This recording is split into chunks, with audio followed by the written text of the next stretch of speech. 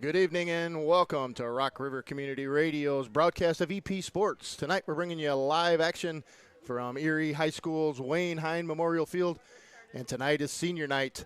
We're getting set to honor all of our seniors for football, cross country, dance, and cheer tonight. So we're coming on just a little bit early. We're going to recognize all of those kids and their parents tonight.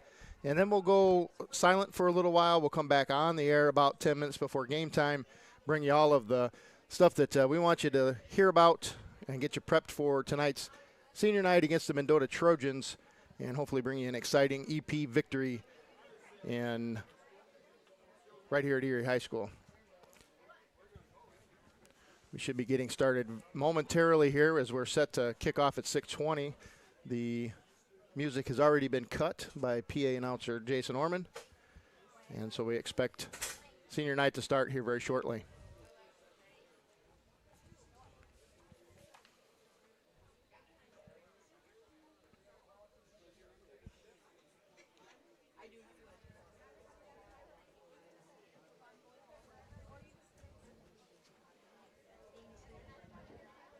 We've got a lot of seniors to honor tonight across the 4 different disciplines. We had senior night last night in Prophetstown for the volleyball team and for the girls golf team. The boys golf team didn't have any seniors, but we honored four girls on the golf team, and I believe there were 11 senior volleyball players. EP were able to bring home a win over the Mendota Trojans after a first game loss, and then able to bounce back and take games 2 and 3 to move their record to 31-3, just having an outstanding season. And we'll be broadcasting the next home game for the volleyball, and it'll be the last home game of the year.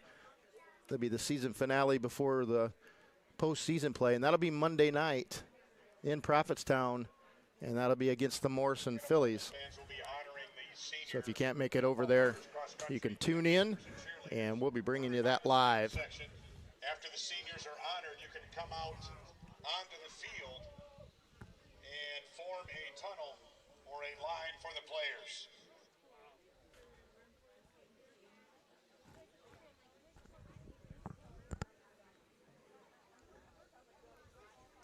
One thing you're going to notice as we introduce all of these senior, especially the football players,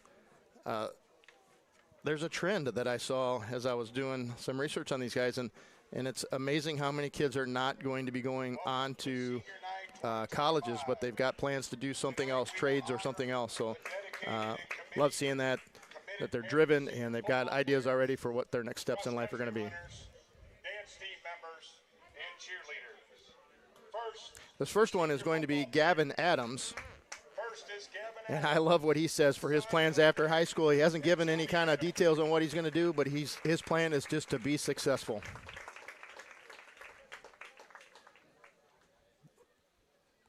Gavin is the son of Craig and Jody Adams. Next is Graydon Church. He is the son of Amanda Kendall and Sean Church. His plans after high school will be going into the construction business or becoming a roofer.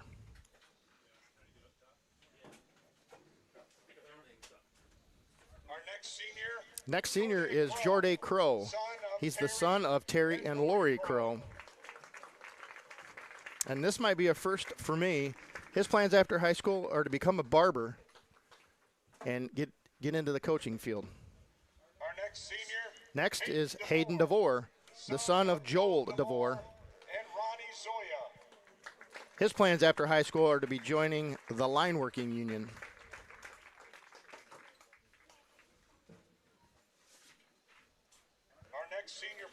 Next senior football player is Braden Frank. He is the son of Justin Frank and Heather Bowling. Braden's not sure where he's going to attend college yet, but he's got plans to play college baseball somewhere. Next is Nathaniel Hinton. He's the son of John Hinton and Jennifer Hinton. He hasn't listed a school yet, but he plans to go on to a tech school.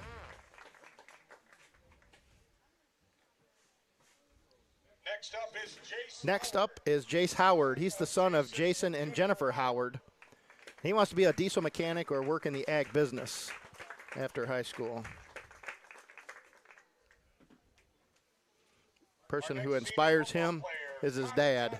Next is Connor Johnson, son of Brian and Stephanie Johnson, He also is going to head into the union, and he's going to get into the carpenter business.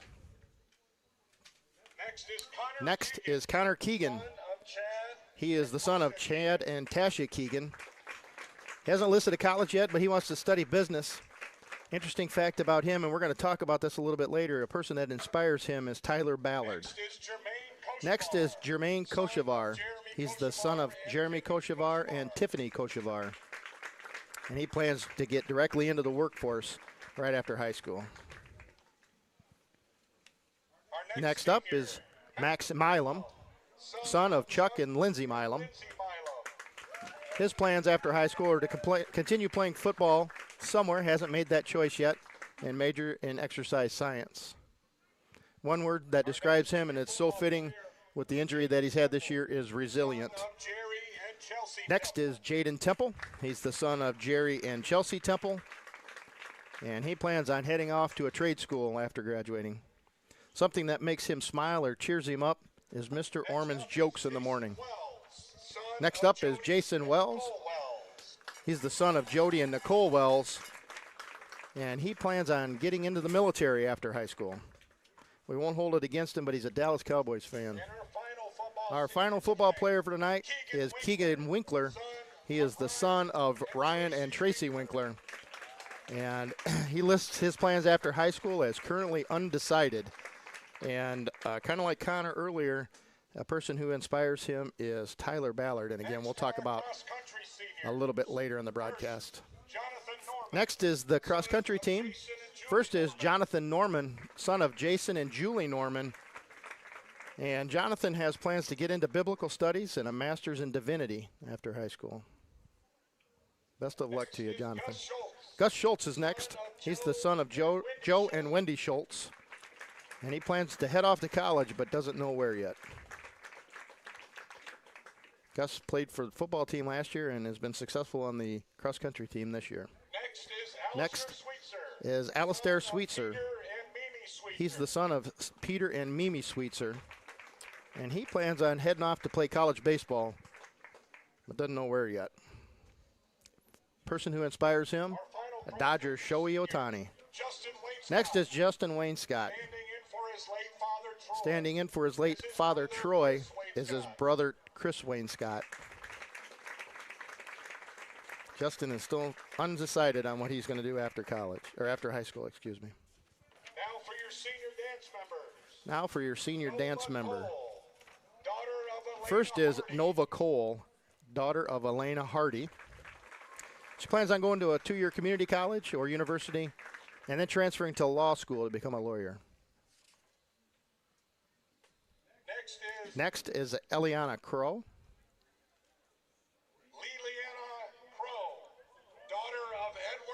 She is the daughter of Edward and Maria Crow.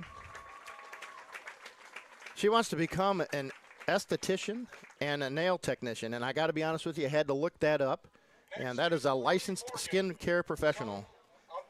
So good luck to her. Next up is Brody Morgan, the son of Nicole and Tyson Hatton. Plans to go to college to further his education in early childhood education.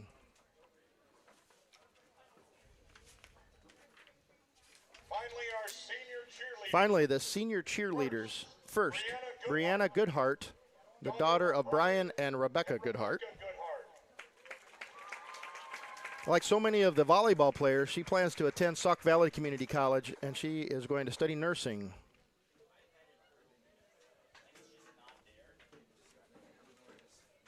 And our last senior for tonight, Charlie Misfelt, daughter of Brad and Amanda Misfelt. And she plans to head off to Illinois Central for college next year.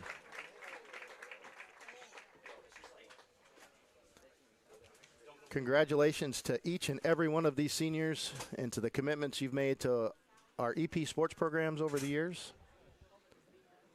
And the very best of luck to you in all of your future endeavors.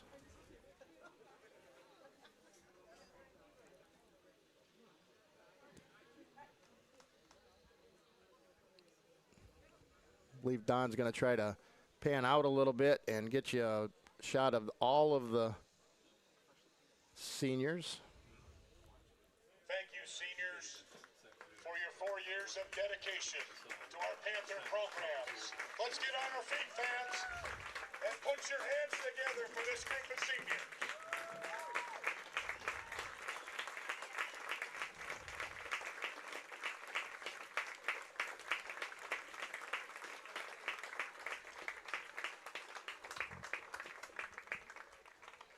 All right, we're going to step aside, give ourselves a little bit of a break. We'll come back on the air about 6:50 and get you all set for EP versus Mendota. We'll see you in a bit.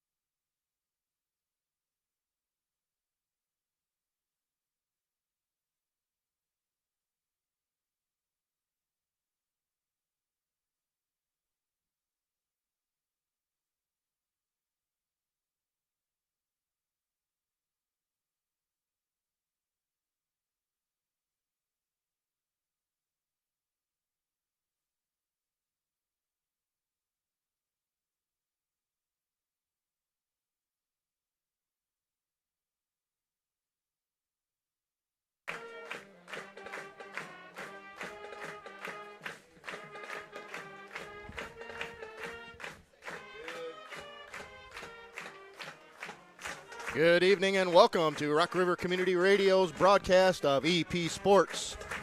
We're coming to you live from Erie High School's Wayne Hine Memorial Field, and we're bringing you Friday Night Lights football here in week 8. Week 8. Guess we should have done a little better prep work.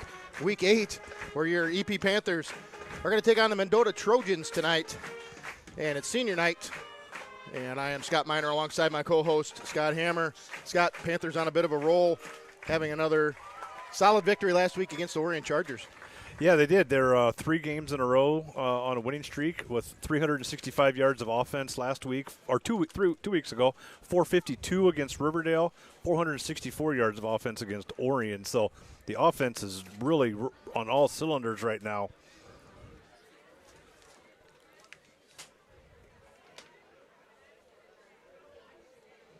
Yeah, sorry for the blank there. Mendota is coming in tonight, and they've got a record trying to find them here.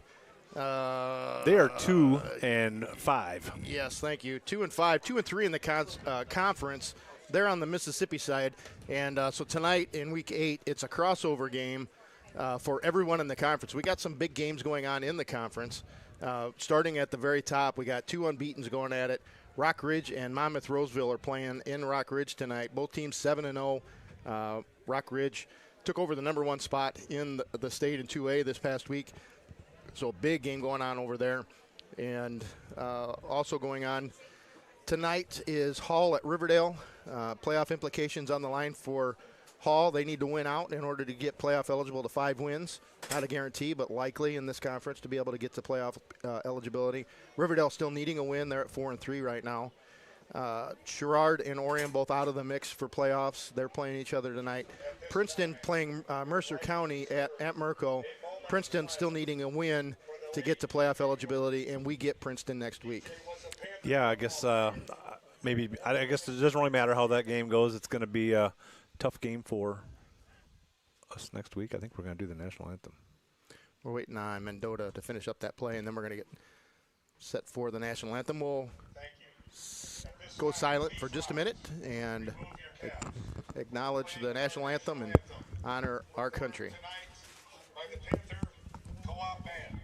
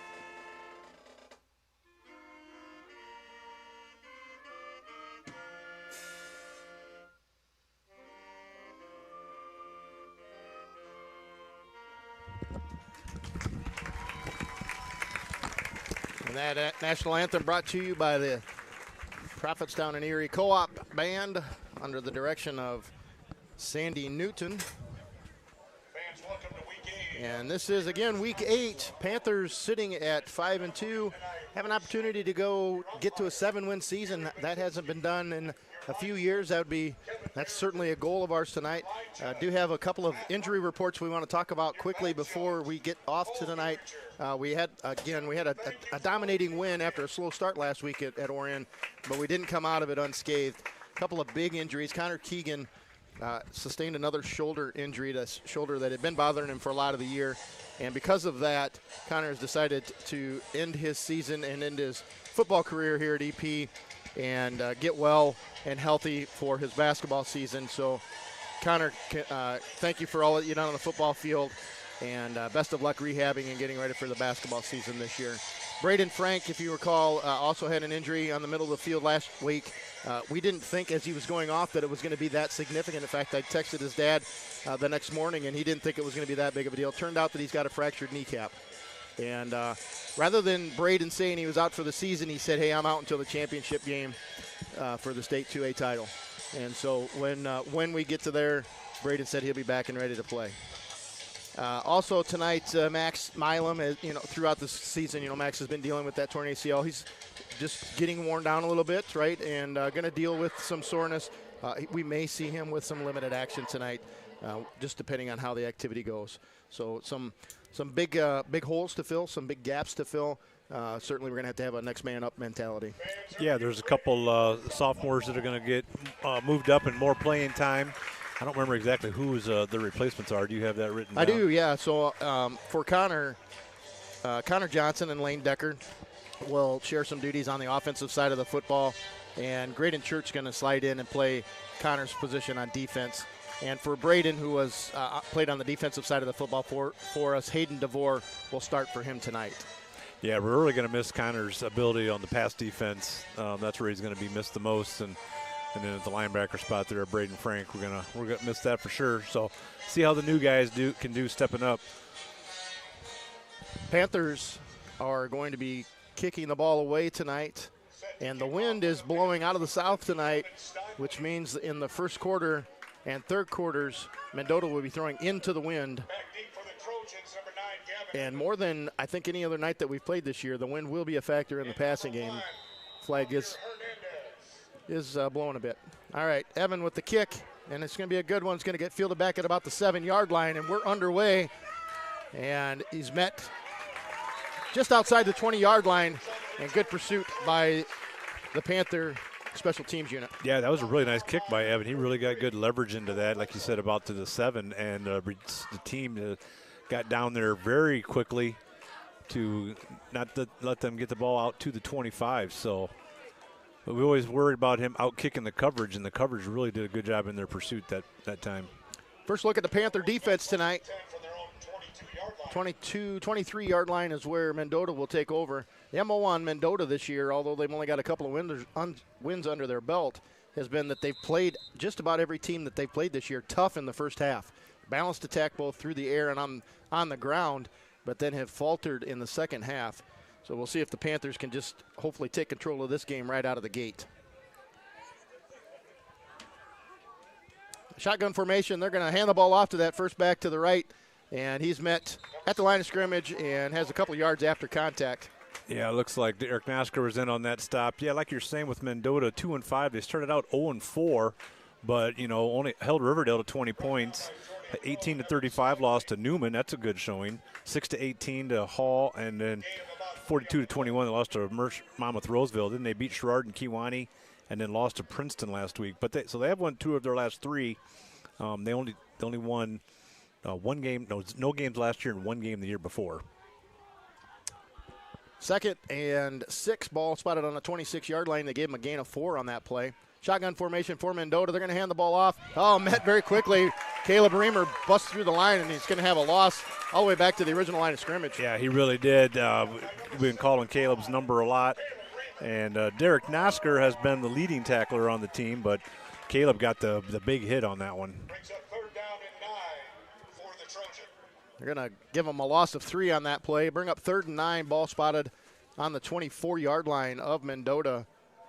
10:42 just underway here in Erie.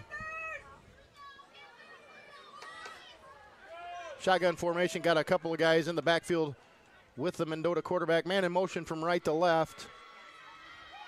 They're going to look to throw the ball over here to the right side, and it's caught. He's going to get run out of bounds. We'll have to see the spot. I think they're going to give him enough for the first. Yeah, a little bit too much cushion out there by Keegan. He was able to gather that and get the first down. Good strong throw by the quarterback there, and a quick 8 and up route, and a little bit of forward progress and a first down for Mendota. Hoping for that first 3 and out so we can set the tone. Ball on the 34-yard line. 1st and 10 Trojans. 2 receivers here split to the left side. They're going to hand the ball off. Once again, Caleb Reamer gets into the backfield, and a whole bunch of other Panthers along with him. Yeah, I don't think they're going to run that play anymore. It's just a mirror of what it was 2 plays ago. Caleb got right in there and threw him for a short loss. This is unlike last week when they were Orion coming out pass happy right off the bat, spread field, no huddle offense, and kind of moved right down the field on us. This is Mendota trying to set up the run here first. In the booth with us tonight, we've got alongside Scott and I, Don Coonan, as always, doing the stats for us. Josh Hammer on the technology side of things. And we got a newcomer, Bruce Franks, doing the camera work for us tonight. Appreciate Bruce filling in. Looking to throw the football, rolling right, throwing right, and misses every receiver out there. Falls incomplete. It'll bring up 3rd and 12. Yeah, one of the running backs was trying to scoot out of the backfield there, and he just kept on running that seam route. If he just would have sat down, would have been right there at the first down marker. The quarterback kind of looked at him like, what are you doing on that one? So a little miscommunication, unfortunate for the Panthers, as it'll bring up 3rd and long.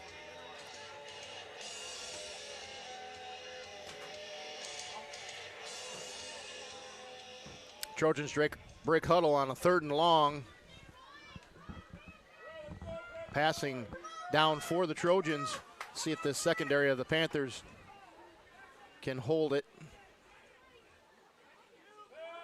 Gonna throw right, got a man open, and he's open, or catches it, and he's gonna fall out of bounds, but a big gain, runs right past Keegan Winkler on that far side, and a big gain, 1st down for the Trojans. Yeah, I don't know if Keegan got caught looking into the backfield there or what, but he got let the guy right behind him. Nice throw and catch. I thought he was going to overthrow him, but he was able to get his fingertips out there and pull that one in. Fortunately, the Trojan receiver lost his footing because he was. Yeah, there was no. There wasn't anything between him and pay dirt.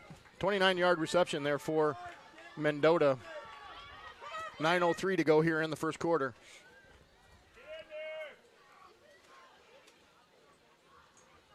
Man in motion right to left. And they're going to run it right up the middle. And Panther off the defensive line, and this one was Nosker, are having their way with the interior line of the Trojans right now. Yeah, they really have. Every time they run left on their formation, either Derek or Caleb has been right there. Matter of fact, I think they might have switched positions on that one, the two of them, because Caleb's over on the left side of the line right now. They're going to give them a loss of a yard, maybe a yard and a half on that. Bring up 2nd and 11, ball on the Panther 40-yard line. What a gorgeous-looking field tonight. Better shape than it was even last week. Yeah, I saw Steinley's here early. They've been striping it all day. It's very well marked and bright. Same formation, same man in motion. They're going to pitch it and try to get out to this outside. Good pursuit. Gavin Adams, Jorday Crow in on that one. All right, I thought Gavin Adams was just going to set the edge there and Jorday Crow was going to clean him up, but the running back just kept running right into Adams. He had nothing else he could do but grab him and throw him to the ground. No gain on that play. Another passing down coming up for the Trojans. Ball spotted on the left hash of the wide side of the field to the right for this Trojan offense.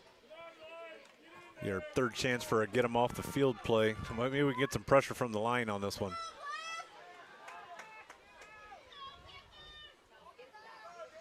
Two receivers split out wide right. Now they're going to look to throw. Now we got good pressure. Got a man out there, caught, and met immediately, and a good play by the Panthers that looked like Evan Steinley. Yeah, they've done the same thing the last 2 long 3rd downs. We've only got 3 down linemen, and then 1 linebacker is just kind of like a free range back and forth. That time it was Jorday Crow. So they're actually rushing 4, but they're only showing 3, and they weren't able to pick him up, and that made the pass a little quicker. There was a gain of 1 back to the original line of scrimmage. It'll be 4th and 10, and Mendota lining up to go for it. Ball just inside the 40-yard line. And they're going to quick kick it on 4th down. They're going to try to pin the Panthers deep, and it's going to be a good kick. It's going to go out of bounds inside the 5-yard line. Interesting formation and well executed by the Trojans. Yeah, for sure. If you're ever going to try and fake a team out, I mean, that you make them think you're going for 4th down, so there's no one back there, and then the guy just boots a perfect one in the coffin corner. Couldn't ask for a better kick. think we're going to start this inside the 3. See where they mark it. Looks like they're going to mark it right at the 5. Yep. Panthers will have it for the first possession tonight. Evan and Graydon out here to the right. Connor Johnson out left. Tristan in the backfield with Keegan in shotgun. They're going to pitch it for a jet sweep to Tristan. He's going to try to bounce this thing outside and a shoestring tackle up past the 10-yard line. Otherwise, Tristan had a big gain in front of him. He really did. Evan Steinley did an excellent job there of keep running his feet because he had his hands extended on the defender. But since he kept pushing them back, they didn't call holding. Looked like the official was reaching on his back pocket to do that.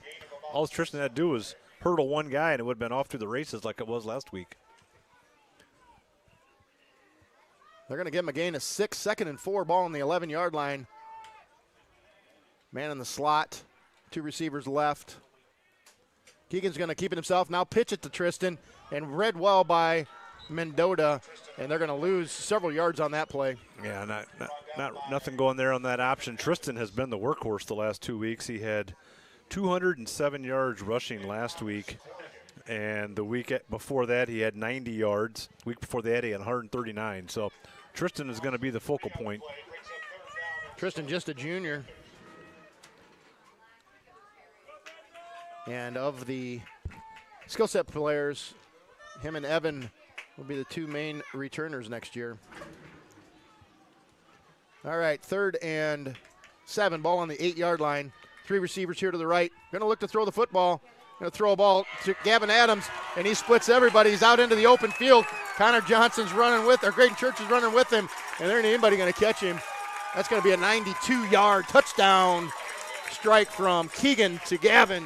Yeah, that was just a great throw. Looked like he threw it to Church, but Gavin came there and stepped in front of him.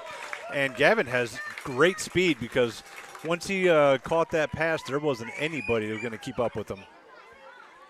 Panthers strike first here on senior night. 5 minutes to go here in the first quarter. Your Panthers up 6-0. Again, 92 yards from Keegan Winkler to Gavin Adams. A familiar strike, a familiar combo throughout the course of this year. Certainly has been. Gavin has had a tremendous year. Twice the Scott's Player of the Week earlier this season, back-to-back weeks. Evan set to kick the extra point. Snaps down, held by Max. Kick is up. And through the uprights, and your Panthers take a 7-0 lead. Yeah, nice kick there. We've got a nice block on the outside there by Johnson, I believe is who it was. There was a little pressure. Actually, I think it was, well, that's the wrong program. It was Connor Johnson. I should have just gone with it, not delayed. Evan has been kicking the ball quite well after he started the season with, 4 or 5 that very first week, and then we kind of went away from it. And it's been what we've been doing predominantly after touchdowns the last few weeks. We got to recognize a few of the cross-country seniors this tonight. And on Monday, they ran the Columbus Day Invite over in Amboy. And both programs, boys and girls, had a good showing. Boys finished in 6th place. The top 25 medaled. And Nathan Punk was the only medalist for the EP Panthers. He finished 19th. Gus Schultz finished just outside at 29th. On the girls' side, they finished in 9th place. Roz Mosier was the only medalist, and she finished 25th. Freshoff finished 2nd overall, and Braden Punk won that race out of 125 runners. So congratulations to the cross-country team. They run tomorrow at the Patriot Invite in Peoria, and they'll have regionals next week. A week from Saturday, excuse me. All right, here we go with the second kick by Evan, and that ball falls to the ground and gets picked up cleanly and returned out. A little better return than the last one, and it'll be out past the 25, and Mendota will have their second possession. Yeah, you kick like that clear inside the 15 to the far hash, and the return guy kind of bobbled it, but ran all the way across, so a lot of field traveled on that one. Have to give credit to our line. We've got Jorday Crow, Mason Minson at left tackle, Jorday Crow at guard, Brecken Sandrock at center, and then Derek Nasker and Caleb Bremer on the right side of the line have done a great job last couple weeks giving big holes. All right, we'll see what the Panther defense can do here in this second possession. And first one's going to go out here to this left edge and met quickly by a couple of Panthers. A short gain on first down for the Trojans. Yeah, it looks like that was Tristan Hovey in on that. Evan Steinley was right there to help finish him up. We're going to give him a gain of 2 on that play. Ball might be at the 20, just past the 26-yard line of the Trojans. We'll give it 2nd and 8. 4:25 to go here in the first quarter.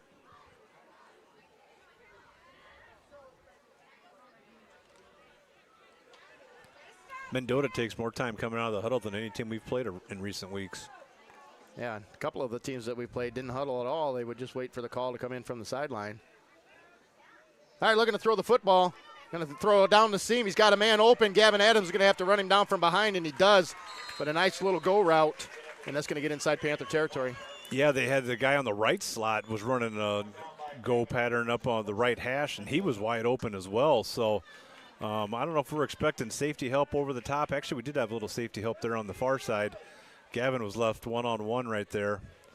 So unlike last week where the most effective passes were the outs, Mendota's have been kind of stretching the field over the top.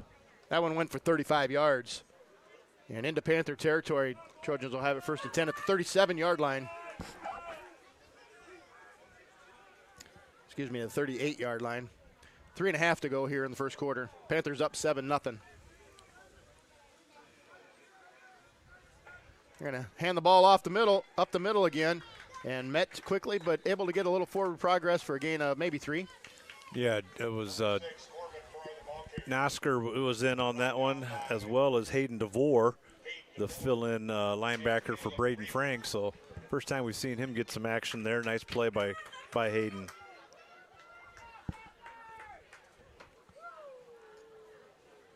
Second and 7. Clock ticking, just under 3 minutes to go. Mendota able to move the football some here on this Panther defense so far. A couple of receivers split to the far side. Quarterback's going to keep it himself. He's got a good run up the middle. He'll be up near first down. Yeah, that was their best running play of the night so far. All the handoffs haven't worked very good, so that time the quarterback followed a lead block, followed him up the line. Looks like it's going to be awfully close to a first down. I think they're going to. Wow, we're going to pull the chains out. Yep. I don't know that we've seen that this year. I thought one time over at Provincetown, it seems like. So that must have been, well, week 1. Two. Week 1 or 2. That. Who is the chain gang here, Scott? You want to? That looks like Keith McKay on the front end. Yep. Mike Winkler on the back end. There's Craig Wolf over there holding the second down marker. And looks like Kurt Wolf. Yep. He'll be. They're going to give it by the nose of the football, a first down to the Trojans. Like Scott said, the biggest run of the night so far for the Trojans. No break huddle, and officials will hold them off just long enough to get the chain gang off the field. I was talking with Mike Winkler, and last week, 2 weeks ago, said this is his 55th year doing the chain gang. For about 20 years, he was working with his dad and that crew, just filling in, and did a lot of it. But so for 35 years, he's been doing it full time. But 55 years in this. That's a lot of dedication. All right, going to hand the ball off right guard, and met by John Holland and Caleb Reamer. Yeah, nothing going on that play. Not John Holland, first time hearing his name. He's a sophomore that plays on their interior line. You suppose they still had chains 55 years ago, or are they using some sort of rope material? We'll have to ask him. Maybe a sit-down interview with him one of these days. There you go. Going to give him a gain of 1 on that play. Clock ticking, under 2 minutes to go. Ball down at the 27-yard line, excuse me, of the Panthers.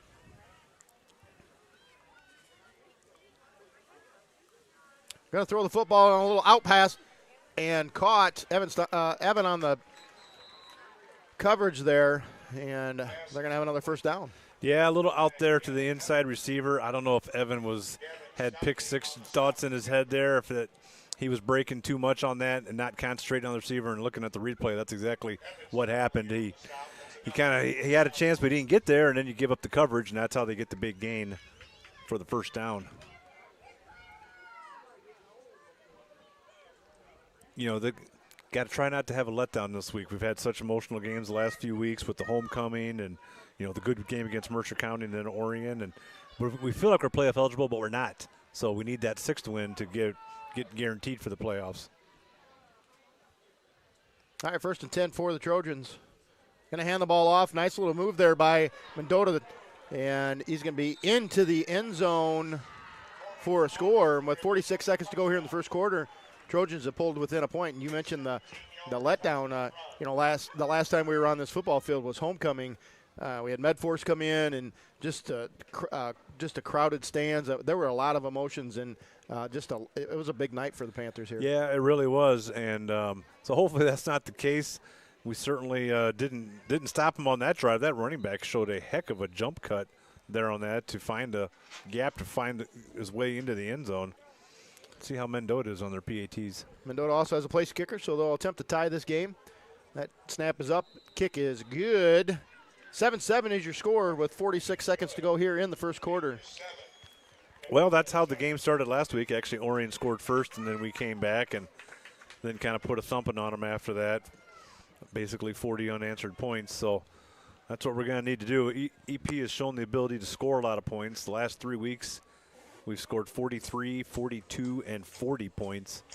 So we would expect the same. Mendota gives up quite a bit, so we just need to get effective drives. And if we're going to win a shootout, we'll win a shootout. But we need to be able to get them off the field on those passing downs. Mendota looks like a very effective passing team. Got a chance to watch the Fresh Soft team play Monday night, and they dropped their first game of the year and fell to 6-1 on the season. They fell behind really early, 14-0, and ended up losing that game 20-12. A late first half touchdown cut the lead to 14-6, and then they struck first in the second half to get it to 14-12, but just unable to get those 2-point conversions. Had a chance at the end of that football game, actually had it down to the 1-foot line, and then had a penalty, dropped them back to the 5.5-foot line, and tried a field goal to win it, and it was blocked, and the Panthers lose. All right, Lane Decker's going to get this return, and he's up past the 35. He's got a nice return up to about the 37 or 38-yard line. Yeah, he really did. He kind of caught that clear on the far side of the field and found a little lane there about where the hash is, and was able to get by the first defender, which gave him about an extra 7 yards on that return. Really nice field position, almost to the 40. So Coach Foster was happy with the performance other than falling behind early, and his message to the team was we can't be doing that. We've got to go from the start of the football game, and we can't just rely on our abilities. We have to do that from the very get-go, and they'll be fine. But good season so far. Keep it up. All right. Keegan's going to keep this himself with the lead blocker. Tristan looking for something to do, and he's going to get strung out to the sideline and is going to end up losing yardage on that play. Yeah, there just really wasn't anything there, and that's usually what Keegan does so well is he just goes forward and dives forward and does what he can to get back to the line of scrimmage. Wasn't able to do that on that play. And something, with the Fresh Soft that you'll see as the season wears along and we have injuries and you call people up. So, how many Fresh Soft kids are, we have a couple that are 3 or 4 that are full-time varsity, each same for every team. But you not necessarily have the same Fresh Soft team at the end of the year that you started with. Loss of 3 on that play. Ball back to the 35-yard line. 2nd and 13 for your Panthers. 27 seconds to go. Clock stopped because he went out of bounds. 2 receivers here to the right. Got to put a man in motion. That's Lane Decker. He's going to get the pitch. And good block, kick-out block there. But good closure by the linebacker core. Oh, there must be a flag on the play. Number 54, Thomas Corrigan. They're moving I don't see the flag. Oh, there it is. It's right down here. Okay. Got a illegal procedure against the Panthers. So they're moving it back, going back to the original line of scrimmage, and they'll mark it off from there. If they choose to take the penalty, they're going to decline it. Penalty is declined, brings up 3rd down for the Panthers. And Lane picked up about 2 yards on that play. And that'll bring up a 3rd and 11. I didn't see the penalty. It was hard to see down here on the near sideline. Yeah, false start apparently. That probably the clock is running at 10, and we're just going to stay in the huddle, so that will bring us to the end of the first quarter. And with that, let's talk about volleyball. All right. So we've been able to bring you a couple of volleyball games as of late on Rock River Community Radio, and we plan to bring you another one on Monday night. That'll be the season finale, and that'll be against the Morrison Phillies. And then we're going to bring you some postseason action for as long as we can, as long as the Panthers can stay alive in the postseason, and as long as IHSA allows us to do that, we'll be bringing you those contests. The girls had senior night on Thursday, and that was against Mendota, and they won that game. Mendota coming in not having a very good season, but were able to take game one and had the Panthers on the ropes a little bit, even early in game two.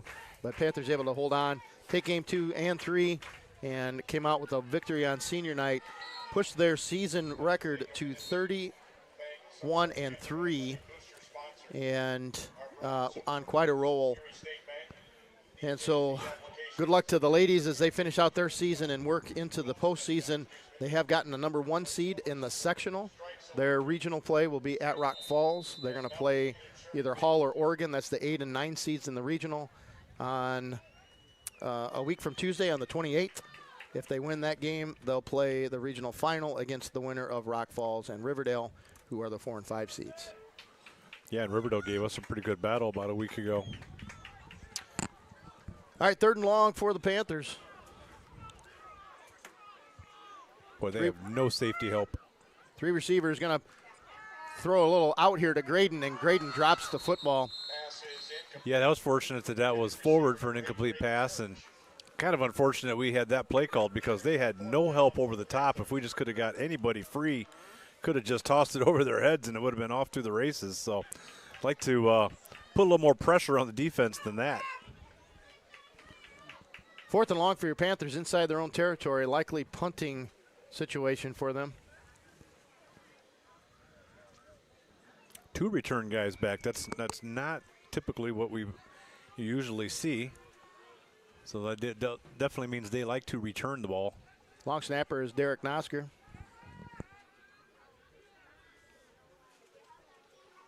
It's a good one. Keegan's going to kick it away, and it's a good kick. Going to get fielded just inside the 30, and he tries to take it out. And the ball's on the ground, but they're going to say that he was down before it came out. Wetzel fell on it. Yeah, I always find that interesting when a team has 2 return guys because what invariably happens and what happened on that one is the other guy doesn't get up there and make a block at all. So it's like turns into 10 on 11. You know, if you got 2 guys back there, the one guy had to help the other one out and make a block. Unless you're setting up some sort of special play where you're going to run a reverse, it doesn't make a lot of sense with the with the punt return, does it? Nope. All right, 1st and 10 for the Trojans. Ball spotted on their own 33-yard line. We'll see if the Panthers have an answer after watching the Trojans get into the end zone on their last drive. 11:44 to go here in the first half. Looks like man-to-man coverage out here on this far side. Going to run the option, and they pitch it, and tripped up line of scrimmage, but he'll fall forward for a few. Yeah, I think that was Nosker that was in there first, and then Jordan Crow was able to knife in there and make the stop. They did get a nice 4-yard gain on that. Oh, Mr. Orman says 3. It's a long 3.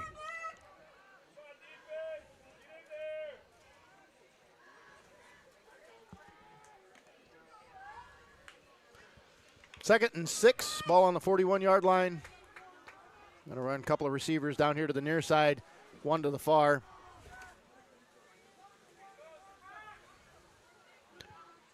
Two backs in the backfield with the Mendota quarterback. Quarterback's going to keep it himself and go off that lead block. Read pretty well.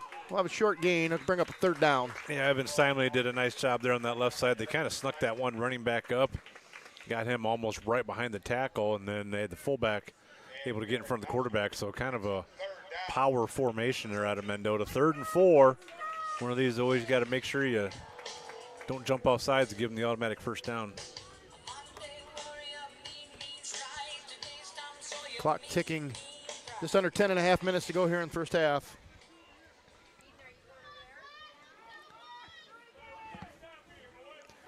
Got a guy in the slot on the left, a lone receiver out left, wide left, a couple down here to the near side. Gonna put a man in motion from right to left. Gonna throw the ball out here to the right, and good job by Keegan Winkler defensively, and knocks that ball away on that intended pass to number 2. Keegan beats. Yeah, Keegan was all over that. He really couldn't even get out of the way of the receiver. He ran right into him, and then the ball came all at the same time. The official did a great job of keeping the flag in his pocket, and that's going to bring up 4th and 4. See what the Trojans want to do here. All 3 of their timeouts left. We'll see if maybe they want to try to draw them off sides. That would result in a first down. Be tough to try to run a play here. That'd be good field possession for the Panthers. And they are going to kick it away again, and so that's going to be maybe an MO that we see most of the day. And a good bounce for Mendota. It's going to be down about the 11 or 12-yard line, and Panthers will take it over with 9:53 to go in half. Yeah, they are very effective with that. He's basically just snapping it from a shotgun formation. He's 5 yards back.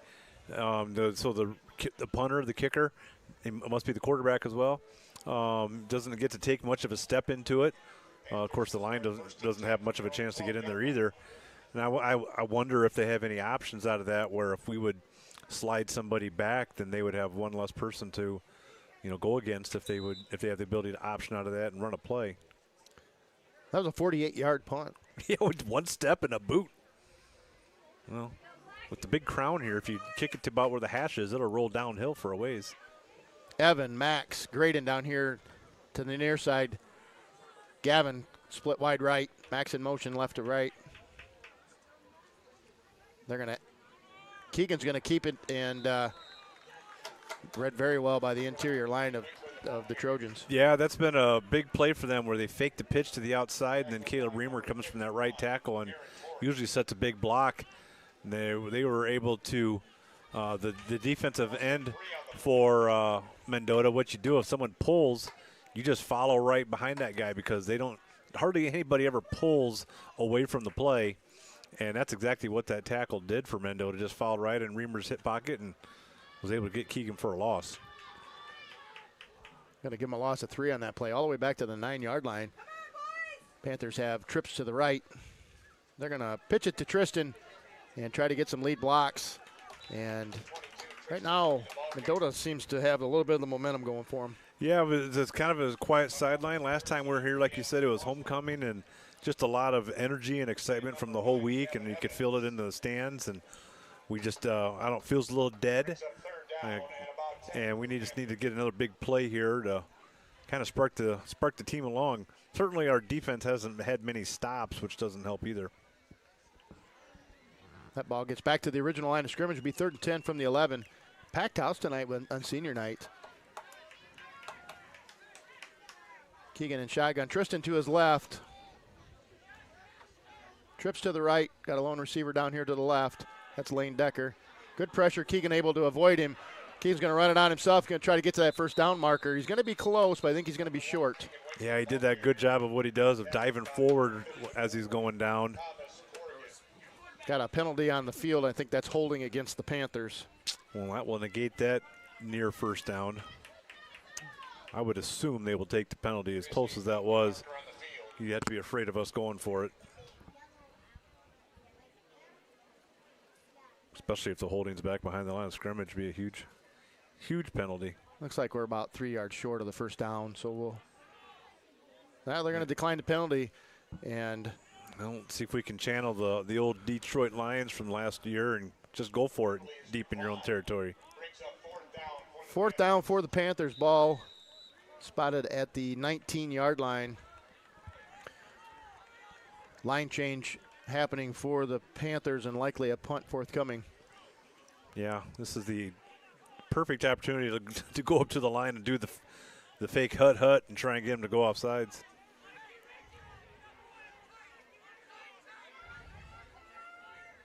There's a snap. Keegan off to the right, and he gets the kick away, and it's a good one. They're going to let it go, even though they had two receivers back there, takes a big Panther bounce, and it's going to fall dead inside Trojan territory, inside the 40 and down to about the 38-yard line. Yeah, Keegan typically catches those on punts and runs a little bit to the right. You see that in college football all the time now. Took an extra couple step or two there. Mendota almost got into him on that. And then it's just amazing with two return guys that the ball's able to hit the ground and roll for 10 yards. You would think with two guys back there, the one guy could at least knock off the initial attack and they could down it quicker. But irregardless of that, it's going to bring a nice kick for Keegan and got us out of the shadow of the goalpost. That 48-yard punt that Mendota had was just answered with Keegan's 47-yard punt right back at him.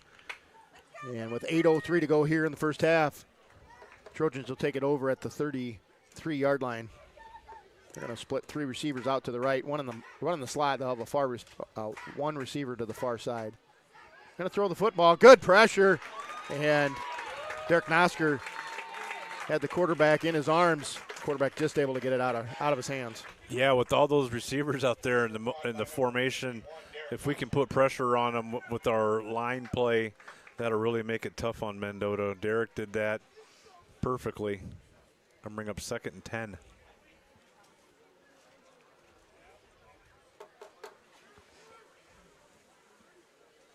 $7:58 to go with that incomplete pass. The clock stopped.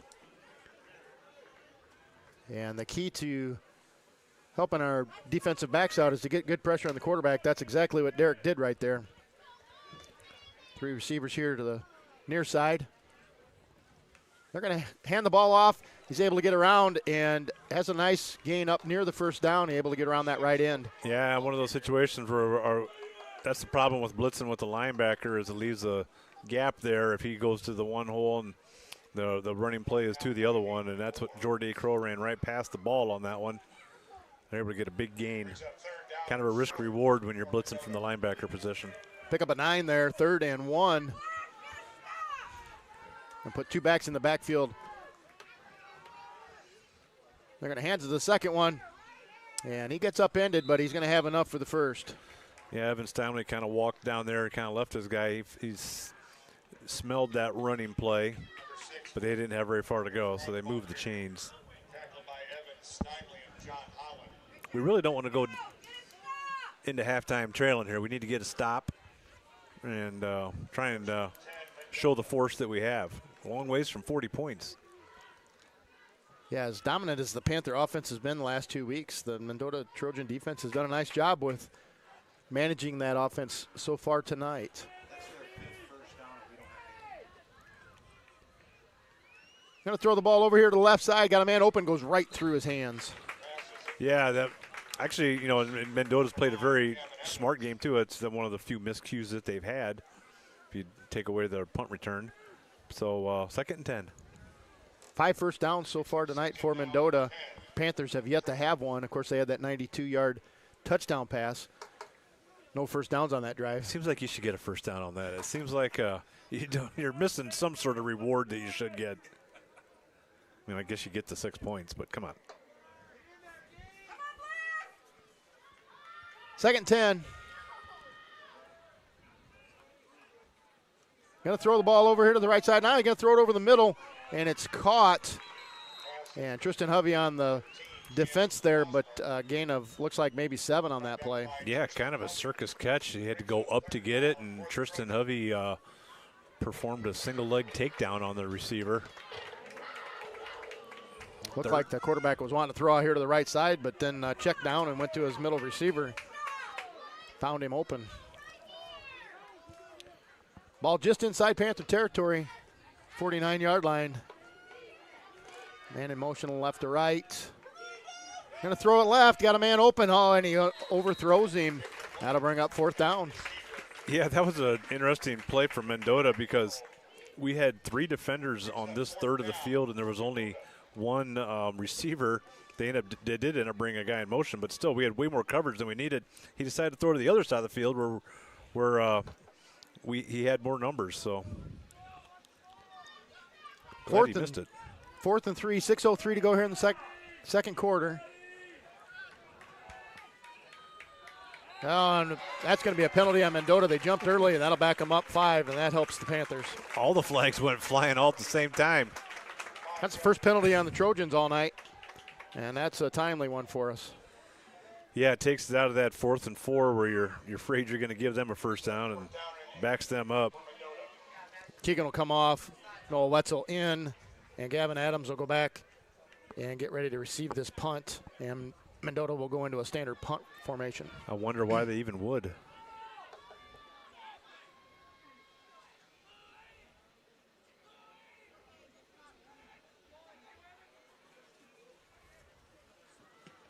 They're going to just kick a little low line drive, and our guy needs to get away from it. That's Lane Decker. Yeah, for sure. Yeah, interesting. I don't understand the strategy on them going into regular punting formation because it allows us to put a return guy back there. And then with all the free time that he had, he got less of a kick than he did the last 2 in their shotgun formation. Panthers will have it at the 22-yard line, 1st and 10, 5:51 to go here in the first half. Ball game all knotted up at 7. And kind of like what we talked about at the outset, this Mendota team having a good first half.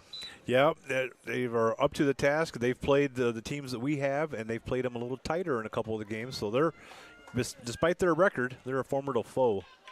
2 receivers out to the right for the Panthers. Keegan's going to keep it himself, try to go up the middle here. And he breaks through and had one man to beat there. He brings it out past the 30-yard line. Nice pickup on first down for the Panthers. Yeah, he kind of did a little bit like Tristan after he was the player of the game last week, and he said sometimes it pays off being little because they don't see you there. And Keegan kind of got caught in a little bit of traffic and ducked out of that. Some of the defenders didn't see him and got our first down. First down comes with 5:30 to go in the second quarter. Not something that either of us thought we would hear with what we've been doing offensively here for the last several weeks. All right, same play again. Keegan again is going to be up, has a nice gain on first down, and going to be up near another first down. Yeah, he fouled a really nice block by Tristan on that one, and Graydon Church was in there as well, cranking off 2 first downs in a row. Tristan Hovey's kind of been the workhorse early in the games the last couple weeks. Well, I guess at Mercer County he really did it in the second half, but Tristan hasn't really got the looks. I'm assuming teams are really going to start spying on him, so Keegan's able to pick up the slack and move the chains for us. 1st and 10, ball at the 38-yard line of the Panthers. 2 receivers split out to the right, Lane down here on this near side. They're going to run that play one more time. Go to the well. Yeah, not much there on that one. He got stopped in the last scrimmage and wasn't able to find any gaps, so minimal gain of about 2 yards. They're going to give him forward progress of 3 yards on that play, which is more than I thought. Got a score on the Dodger game? Yeah, it just started. About 3 pitches into it. Trying to clinch the NLCS again. Get back to the World Series. All right, 2nd and 8, ball on the the 46-yard line. Scoreboard's not quite right. They're going to hand the ball off to Tristan, and he gets met and brought down about the line of scrimmage. Yeah, I don't know if he ran into the back of Jorday or if that was actually a linebacker that filled that gap so well, but yeah, he certainly got knocked backwards. Yeah, it was a good play by the Mendota defense for sure. 3rd and long.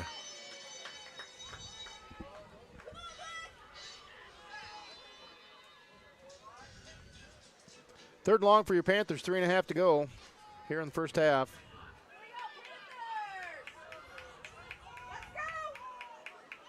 Tristan in the backfield with Keegan. Going to throw the football. Going to try to throw it down the middle of the field. Got a seam route going with Evan and just underthrows him, and that falls incomplete. Yeah, I think he was looking for Graydon Adams on the other side of the field, Gavin Adams, excuse me. And Evan was open early on that seam route, but by the time Keegan came back to him, he'd kind of outran him and had to kind of throw it up and fight for the ball, which we lost. Got to bring up 4th down for your Panthers, and Keegan is going to go back into punt formation. Across the field, I hear the Mendota coach yelling, Lucy. Very good chance this could be a return left. And Keegan's going to try to keep this himself. He's got to have a couple of guys to beat. Oh, and he does a nice job of just plowing over a guy. It's going to depend on the spot. Yeah, it was 4th and 8 is what the scoreboard said, and he ran about 30 yards because the ball was on the left hash. He had one guy that for sure was between him and the goal line, or the first down marker. He put his shoulder down, but going to call him just short. Actually, a little shorter than we thought. He must have been out of bounds a little bit earlier than we had thought. They're going to give the ball back to Mendota right at midfield with 3 minutes to go. Game all knotted up at 7. Yeah, that'd have been a big first down right there. But I like that's the first time we've seen the fake punt out of EP. Second time we had one direct snap to Tristan a few weeks ago, but the first time we've seen that particular play where we've run something around the right edge. You caught me. Sorry. I remembered that vividly, and I thought maybe we would try to run that again. Thought I was wrong once, but I was mistaken. They're going to throw a long ball to Mendota down the left sideline and covered well. But that was Graydon and Gavin on the coverage over there. Yeah, I don't know why Gavin kind of broke his coverage in there. He must have had an eye on the ball and was just trying to get over to the receiver, because if he would have been spying that all the way, he might have been able to get back and have a chance of picking that off. Good arm strength on the quarterback on that. I didn't really know he had that. Hadn't seen him throw it that far yet this game. That incompletion results in a 2nd and 10, 2:54 to go here in the first half.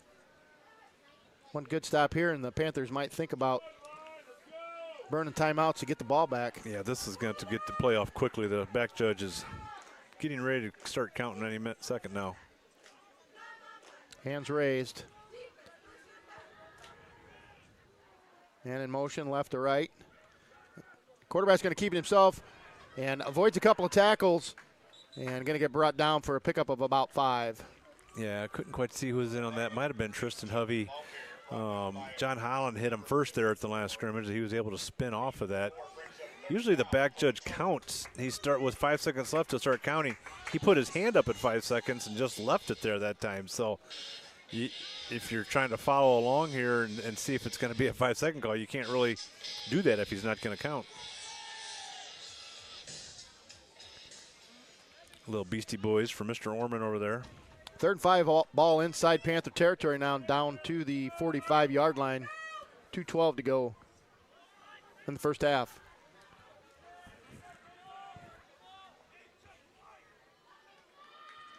And they're going to have a flag. A delay of game. They've been getting a little bit tardy on getting out of that huddle and finally caught up with them. For sure. They've been close on that a couple times, and he was counting them that time. And when it got to the 5th swipe of the hand, they threw the flag. That'll bring them back past the original line of scrimmage. Be 3rd and 10.5. Ball back inside Mendota territory. Yeah, everybody we've played against this year has had way more tempo.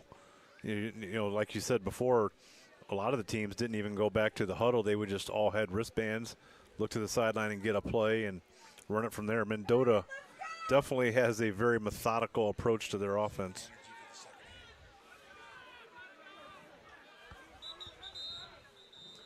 Now we got a whistle, and Mendota's going to take their first time out of the half. Panthers still have all 3 of theirs. What do you think here? Well, I thought you have a story you were going to tell. You want to do that? Yeah, I do. Okay. I'll have that story. So we had a couple of guys that we mentioned in when we recognized the seniors earlier that had listed that Tyler Ballard was a guy that they looked up to and were inspired by. And I want to share a story about Tyler. And that Sunday, if you don't know Tyler was a 2023 graduate of EP. And so Tyler's been a little bit of a mentor, a little bit of a big brother to several of these guys on this football team. And unbeknownst to me, he's kept in touch with these guys, and they look up to him. On Sunday, standing in a tank of water in front of more than 800 people, Tyler shared a story of struggles with mental illness that he's been working through. And this is something that the guys didn't know. He shared thoughts about committing suicide a year ago, and that he was crying himself to sleep at night wondering about that. I'll finish that story at the end of this play. 3rd and 10 for Mendota. Going to throw the football, good pressure, and Derek Noster's going to get him for a sack. And now the Panthers certainly will look for a timeout, and Coach Whitebread's going to take that timeout right now. And so getting back to the story, in front of 800 people in a tank of water on Sunday, Tyler's sharing the story of his struggles with mental illness and how he had thought about taking his own life. In a world full of people and people that even look up to him, Tyler felt all alone. So in that tank of water, Tyler shared that he gave his life to God that night, and that turned his life around. Tyler was baptized on Sunday and gave his life to the Lord. And he gave his life to the Lord a year ago, but he wanted to profess that in front of everyone on Sunday. And he wanted me to share that story with you guys tonight. And he wants to share that story with the world because he knows that there are a lot of people struggling. And if that's you, he wants you to know that you're not alone and that there is hope. And there are people to talk to, and there are paths to take. And to Tyler, were tons of plays that I got to call your name. And around P-Town was who we were calling back then. There's nothing more proud than what I got to just share today. And congratulations to you, and good luck in your journey, buddy. Well, that was a great story. I had no idea where that was going. Thanks for sharing that. All right, 4th down for the Trojans. And they're in punt formation. Gavin Adams back, set to return this thing. Derek's going to get a block on that, and I don't think we'll be able to return this. Oh, my goodness. We'll have to see what the call on the field is. They're going to give him a touchdown on it. I thought IHSA rules were that you couldn't advance a punt. I thought we had that a year or two ago. But as of right now they're going to give him a touchdown. Yeah, he came flying out of there. Whatever they're going to call it was a great play by Derek. He got the sack on the previous play to give us that great field position and force them into a punt. And he just barreled right through there. Guy kicked it right into his gut. And, that you're always taught to just get on the ball. Well, he kind of dribbled it down the field a couple times and was able to get the lucky bounce that went into his hands, ran right into the end zone with his arm upraised. What a play. That's a little momentum spark there for the Panthers to end the half. Start, middle, and finish all Derek Nosker right there. Evan set to kick the extra point here. Max to hold. It's up. And that one's going to go wide right. And 13-7 is your score. What a play by Derek. Yeah, it really was. And it's just kind of interesting that Mendota had punted the ball over 45 yards their 2 previous times from that, basically a shotgun formation. They go back to a regular punting formation. They have like a 25-yard kick, and then they get one blocked for a punt 6, I guess we'll call it. So what a series there for Derek, and the crowd has a lot more life into it right now with this lead. Hey, I got an update. Rock Ridge, Monmouth, Roseville. Monmouth Roseville is trailing Rock Ridge right now, 21-0. The minute 40 to go in the first half. Wow, battle of unbeatens. Boy, we had the 2 games we won early, and then the Newman game was just a debacle, and then played so good against Rock Ridge, against an undefeated ranked team, and that's kind of where we kind of got the momentum going. Yeah, and if you look at the comparisons between the Mississippi and the Rock side of the conferences this year, there's no question that our side of the conference, the Rock side, is the stronger side of the 2 conferences this year. Having Rock Ridge and Newman and us, Riverdale, it's just it's a beast of a side of a conference. All right, they're going to do a little pooch kick here, and they're going to call a fair catch. Ooh, and muffs it a little bit, but able to fall on it. And a good little kick there by Evan. Yeah, I don't know if that was planned. Obviously, it looked like it was planned. And unfortunately, we were almost able to get the free ball there. A little scoring update there. I don't know if you saw on my phone, Shohei Ohtani lit off the game with the home run. I did not see that. Josh and I were able to go to game 1 earlier this week, and that was quite an atmosphere in Milwaukee, let me tell you. I also heard some rumblings in some conversations this week that Newman may end up having to go 2A this year. All right, 1st and 10. Mendota looking to throw the football. Going to throw across the middle and had a man open, but falls incomplete at the feet of the intended receiver. 2nd and 10 with a minute and a half to go. Yeah, that was an interesting route. The middle guy in the trip formation faked like he was doing an out, and then he basically just did a slant and in. And those are always dangerous if you catch a guy in motion like that, in stride. They can split the safeties and take it, but fortunately the ball went harmlessly onto the grass. I want to give Bruce some kudos. He's doing a great job on the camera up there. Another great play by Caleb Reamer, and that's going to result in a big loss for the Trojans. And the Panthers are going to take another timeout. And looking at clock management here late in the 2nd quarter here, maybe try to get an opportunity for another score. Yeah, Caleb's had about 3 or 4 tackles for losses, and if he was doing Greco-Roman wrestling, that would have been like 5-point throws as well with the way he's doing the suplex on the takedown. Those words meant nothing to you. They really didn't, no. I kind of tuned out as soon as you started talking there. Actually, where I was going, where my mind was going was just how I could set this up with the fact that the only thing I don't like about the camera this year, or this week, is the angle is a little bit lower than it has been in weeks past. I had to lower the legs on the tripod to accommodate the height of our cameraman this week. But he's a short king. He's doing the best he can. Yep. He's doing great, though. Appreciate Bruce stepping in and doing that for us tonight. And we got a whole plethora of cameramen now. Yeah, you said he was stepping in. I was thinking, like, who's he stepping in for? Because it's like a new person every week. And a nice segue to say, hey, if anybody's interested in helping out with Rock River Community Radio, we got a number of different things we could certainly use your hand with, either through camera or technology, or even helping us call some games.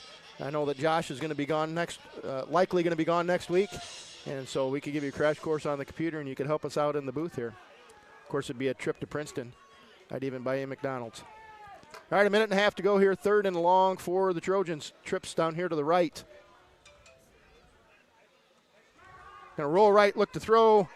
And good back super pressure, and Gavin Adams, after the reception, just gives him a 2-hand shove in the back at midfield and puts him on his backside. Yeah, there's more than one way to end the play. Usually it's with a tackle and drive him to the ground. That time Gavin just pushed him with both hands, stopped him. Panthers used their final timeout, I believe, and there's going to be a minute 17 left. To be interesting to see what Mendota does here. If they go back to that same punt formation, I would imagine Derek Nasker is going to have some attention over top of him.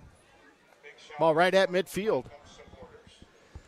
Yeah, we have Gavin Adams as our punt returner, so anytime you can get him the ball in space, if it seems like what we've been trying to do the most on returns is letting it bounce once and trying to get that Sunday hop. Some of that might come from that one that he dropped at Newman week 3. You know who we haven't thanked yet this year? The Erie Ambulance Service. Been here every week covering our games. Fortunately, haven't had any injuries where they've had to take any action, but here as a requirement, but still filling their duties. Appreciate that. And, of course, Provincetown in the week that we were over there doing the same, Provincetown Ambulance covering that as well. So we appreciate all that you guys and gals do, not only here at the football games, but what you do for our communities. All right, 4th down. They're going to be in shotgun formation, which requires us to come up. And the Panthers are doing a good job of not jumping off sides here. Mendota just trying to draw them off. And they're going to take a 5-yard penalty. Nope, they're going to burn their final timeout. I thought maybe they'd just take the penalty there. Yeah, I never understood why teams burn the penalty on that. It's only a 5-yard walk-off. What's the difference? Keep the timeout in your pocket. You never know if you want to use it. I mean, what if we would drop the punt and you could get the ball back? I've just never understood. But, hey, I'm glad they did. And I'm glad our line was very disciplined. There you go. Looking for that word. Couldn't find it. And because anytime it's less than 5 on a 4th down, there's always that chance. All right. What else we got to share with you? Well, tonight? you got any shout-outs? Looks like Laura Klimstra's listening. I haven't really. Clark Clark's listening again. I assume he's still out east.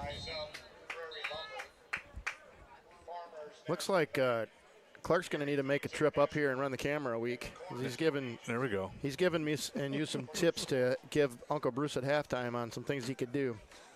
So next Friday night in Princeton, Clark, if you'd like to make the trip a little closer for you, not all the way up here. All right, 4th down. Going to stay in shotgun formation. Now they're going to go for it. Going to look to throw and going to overthrow his man, Caleb Reamer, with the pressure there. And good play and a turnover on downs. Panthers take over. Yeah, Caleb did a good job of not burying him. You don't want to get an unsportsmanlike penalty. And, why not? You're 2-5. Your punter is your quarterback. So go ahead. I'm glad that went harmlessly incomplete. 2 7-0 teams going at it, and Rock Ridge all over Monmouth Roseville.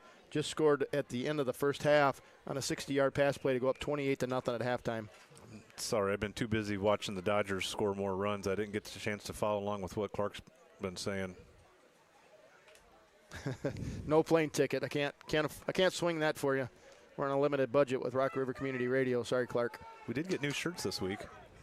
All right, 1st and 10 Panthers. Trips to the far side.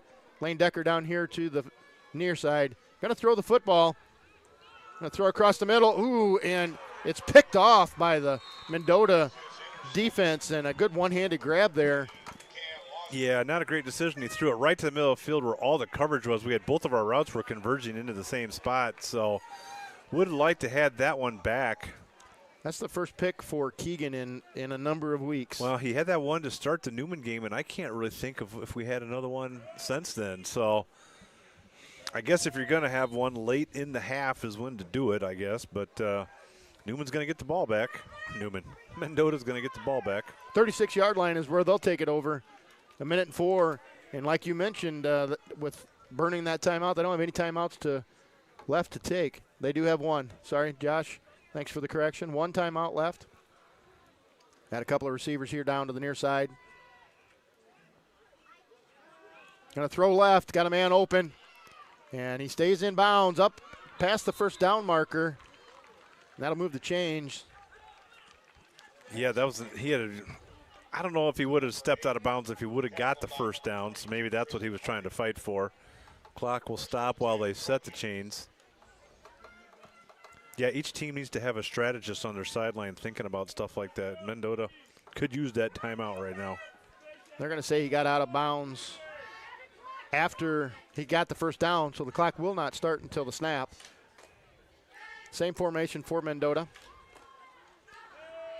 Looking to throw across the middle of the field. Got a man open. Oh, Gavin Adams almost with the pick. Falls incomplete. Yeah, it was a high enough pass that neither the receiver nor Gavin were able to get their hands on that. Looks like Josh has got the clock figured out, too. He shows that on the YouTube. Oh, great. Got big shoes to fill, whoever's going to come up here next week. Oh, okay. Callan Smith asked for a clock, and he receives. Same formation for the Tigers, or the Trojans, excuse me. 2nd and 10. Looking to throw left again, and primarily they've been most successful throwing to that side of the football field, and that's a short gain on 2nd down, and the clock continues to run at 40 seconds. Yeah, Derek Nasker continues to have great pressure in there. We're just Derek and Caleb are just having a field day in there, taking their turns at the quarterback. So when the clock did stop. Or they're going to say that was an incomplete pass because they took that back to the line of scrimmage. Yeah. And so they're going to put 44 seconds back on the clock. Okay.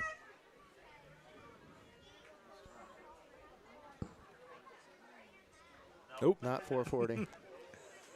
We don't want to play that long. Well, we get the clock situated.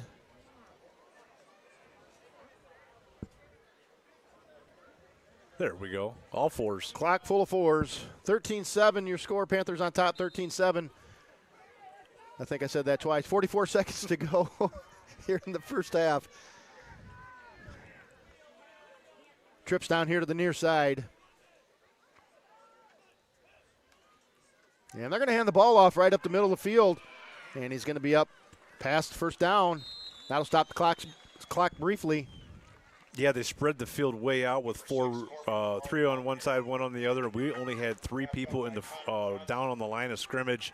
Linebackers were dropping, and we were in a prevent defense, so perfect time to run the ball. Quick snap, and they got it off, looking to throw the ball. They're going to throw it down the middle of the field. Got a man open, Lane Decker. Good coverage and from the safety position there to make sure that ball wasn't going to get caught. Yeah, he's got to remember when you're the safety in the middle of the field, you always got to be deeper than the deepest guy, and he kind of stopped a little bit there, and the receiver actually did get behind him.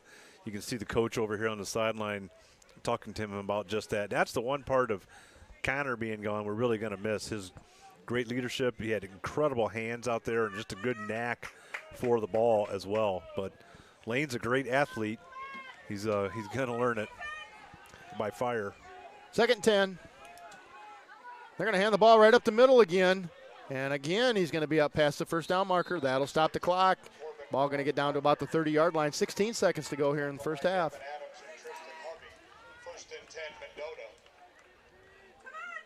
And they're going to intentionally ground the football if you ask some, but otherwise it's a spike. So it'll be 2nd down and 10.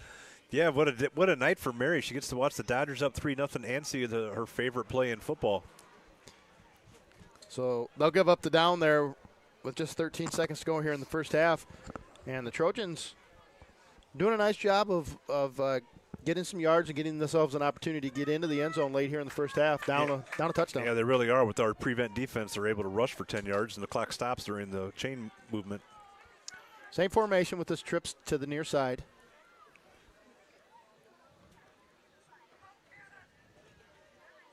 And they're going to hand it off once again. That is a little bit surprising.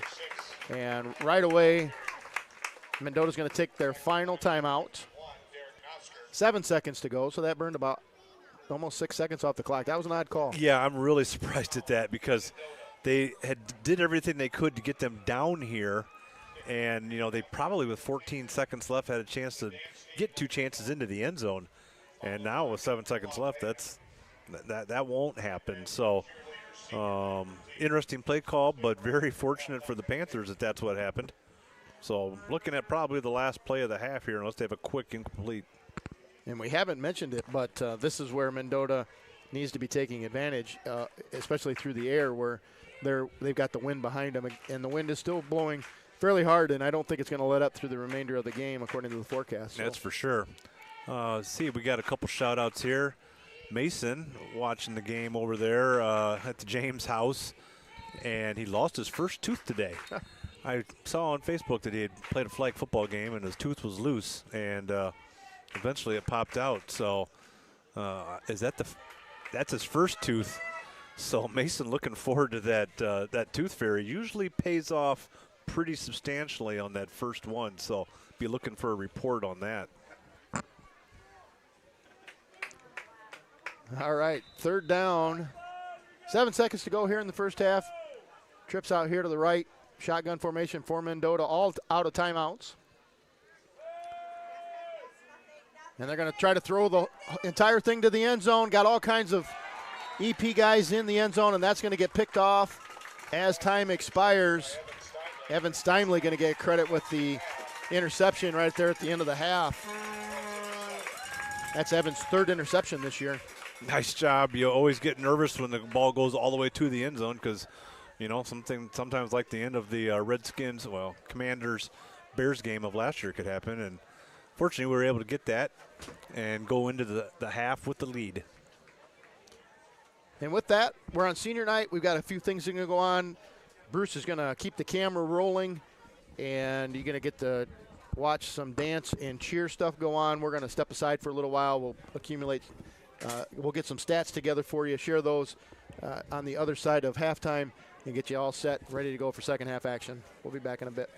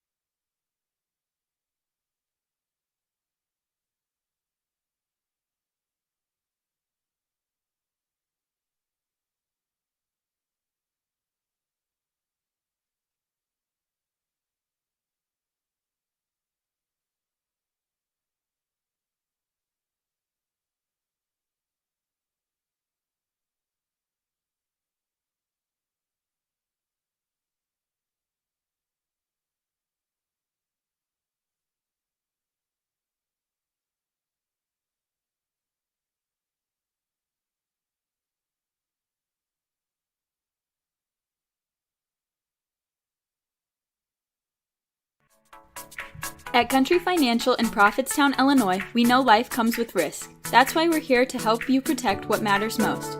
Whether it's home, auto, life, or business insurance, we've got the coverage you need and the local service you can trust. Planning for the future? Our team is here to help with financial planning and retirement solutions tailored to you.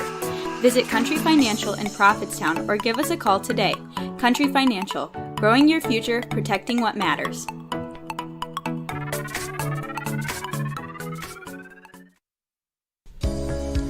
Looking for a bank that puts you first? At Erie State Bank, we've been proudly serving our community with personalized service and a hometown touch. Whether it's checking, savings, loans, or mortgages, we're here to help you reach your financial goals.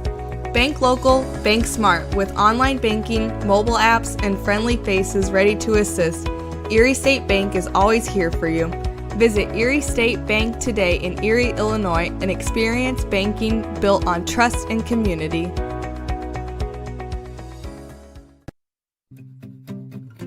Are you feeling overwhelmed? You're not alone. Join the Gray Matters Collective, where mental health matters. With local chapters and collective coffee conversations, we're here to support you. Connect with us on Facebook at the Gray Matters Collective and be part of the community that cares.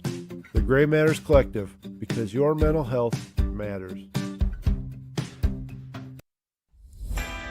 Looking for fresh, homemade treats? Visit Harvest Bakery and More in Erie, Illinois. From warm, buttery croissants to mouth-watering pies and cakes, we've got something for everyone. Need a special order for an event? We've got you covered with custom cakes and pastries that are sure to impress.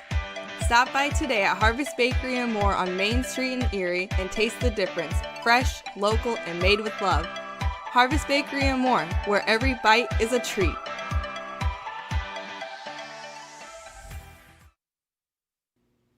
Attention all area foster and adoptive families. My name is Tiffany Garsha, and I am the founder and president of Raising Hope.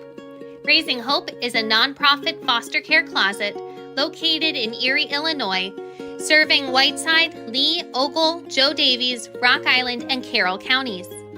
We reach out to area foster and adoptive families and provide emergency placement overnight bags, toiletries, clothing, diapering essentials, and more at no cost.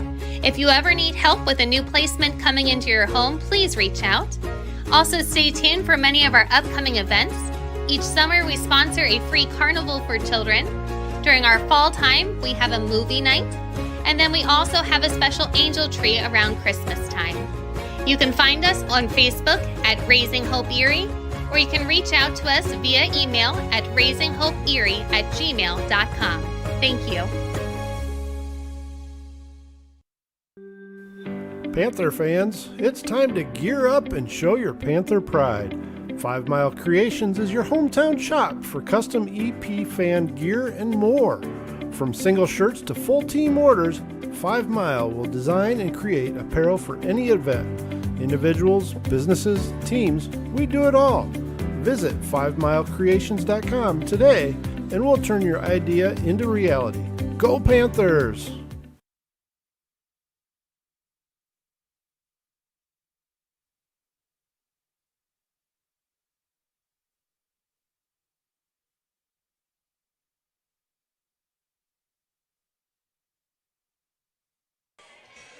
All right, welcome back. We're about 2 minutes away from the start of the second half. Your Panthers holding on to a 13-7 lead. Good, hard-fought first half between the Panthers and the Mendota Trojans. Scott's got some halftime stats to share with you. Yeah, not near as many numbers as we've been used to the last few weeks. Keegan leading the ground attack, 7 carries for 28 yards. Tristan with 4 carries for 7 yards. Passing-wise, Keegan's only got 1 completion on 4 attempts. That 1 completion being a 91-yard touchdown strike. He also has 1 interception. Mendota has 55 yards on 16 carries and a touchdown from Corbin Fuhrer. Adam Tillman has 4 carries for 9 yards. And Tillman has also passed the ball with 8 completions on 20 attempts for 85 yards. And he also has 1 interception. Try to get that word out. Receiving-wise, we have Gavin Adams with the 1 reception and the 91-yard touchdown as well. EP only has 2 first downs. Mendota has 7. EP has no penalties yet. Mendota has 2. And defensively, we're led by Steinley with 6, Nasker with 5, and Reamer with 4 tackles. Kind of been the Nasker-Reamer show on the defensive side. Yeah, and fortunately for the Panthers, we've had a couple of big plays in that first half. A big strike, like you mentioned, that 91 or 92-yard touchdown pass from Keegan to Gavin that got us on the board early, and then a big punt block by Derek Nasker, who then pushed it forward and ended up getting into the end zone for that second score. And really that's the difference in the ball game, 13-7. Yeah, there hasn't been a lot of offense, but we do have 3 touchdowns, so kind of amazing. So EP is going to receive this second half kickoff as they kicked off to start the start the game, excuse me. Mendota is going to be going left to right on your radial dial. I guess we'll call it to the east. So EP will be going towards the scoreboard. Looks like we have Gavin Adams and I think Lane Decker is back there as the other return guy.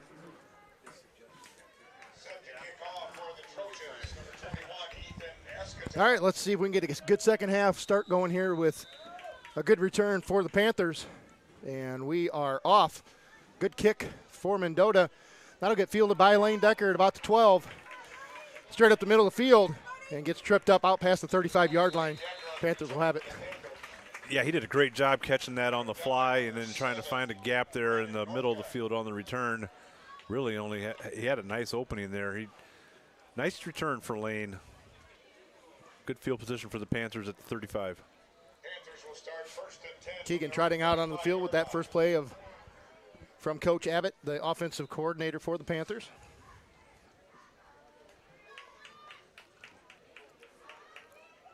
Looks like Darla Corbin is listening along over there in Provincetown. And watching. That first play is going to be Keegan right up the middle, and he gets met immediately. Yeah, kind of faked like he was handing off to Tristan. Decided to keep it. Nothing there in the middle of the field for the Panthers. Yeah, just we've been so successful rushing the ball for the last 3 weeks. This is just it's surprising to see. So credit to the Mendota coaching staff for a good scouting report and being able to stop some of these things that the Panthers have had such good success on here in the last several weeks. For sure, only with 1 pass reception as well, so they've been able to stop both sides of our offense. Graydon split down here, wide left. Gavin out far, wide right. A couple of men in the slot to the left. Keegan's going to pitch it out to Tristan. He's got some running room off the right side. He's off to the races. He's got 1 man to beat. He's going to get pushed into the end zone. And they're going to give him a touchdown.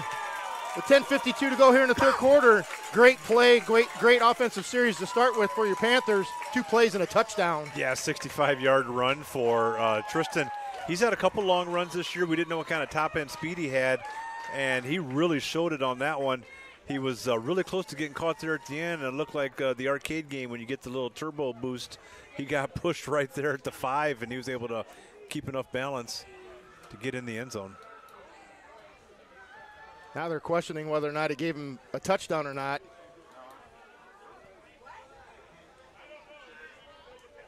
The near judge on this side, Mark, put his hands in the air. All right, they're going to give him a 63-yard gain on that. They're going to say he was down at the 2-yard line. Tough for the officials to keep up with those plays. And like Scott said, the near judge here gave him a touchdown. The far judge must have said that he was down before he reached the end zone. So 1st and goal for the Panthers. Sorry for the confusion. Surprised the clock's not running. It should be. Nevertheless, a great run, a great play by the Panthers. Up under center. They're going to give it to Tristan. He's going to go off right guard, and now he's in for the end zone. That away. It shows great conditioning because how many times would you see that on the NFL if a guy gets a long run like that and stop you to be over at the sideline getting the oxygen mask. Tristan, he got paid off on that. It was nice to see him get that touchdown. Certainly was, yeah, and padding the stats with another first down like Don just said. So 19-7, good opening drive here in the second half for the Panthers. And Evans set to try to boot one through for an extra point. Max, your holder. And the kick is up. And right through the middle of the uprights, and your Panthers up 20-7.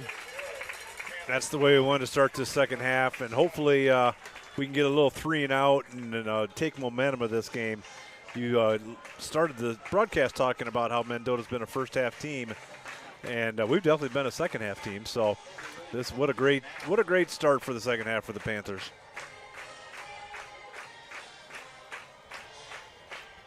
Also getting a shout out that appreciate Josh running the clock on the screen. So I will still be letting everybody know how much time is left in case we've got a few listeners that are listening over on the old Rock River Community Radio app and not watching. We're doing this in dual simulcast, if you will. And so obviously they can't see what you're seeing if you're watching it. And so we need to keep them abreast of the time left in the ball game. Now the crowd's making a little bit of noise. Coach Orman getting them going a little bit with some music. He's playing hurt today too. I can hear the sore throat in his voice when he's talking. And there's the kick, and it's a pretty good one. Going to get fielded at the 15 cleanly by Mendota. Going to bring it right up the middle of the football field, and going to get brought down at about the 35-yard line. And your Panther defense will come out for their first series of defense here in the second half.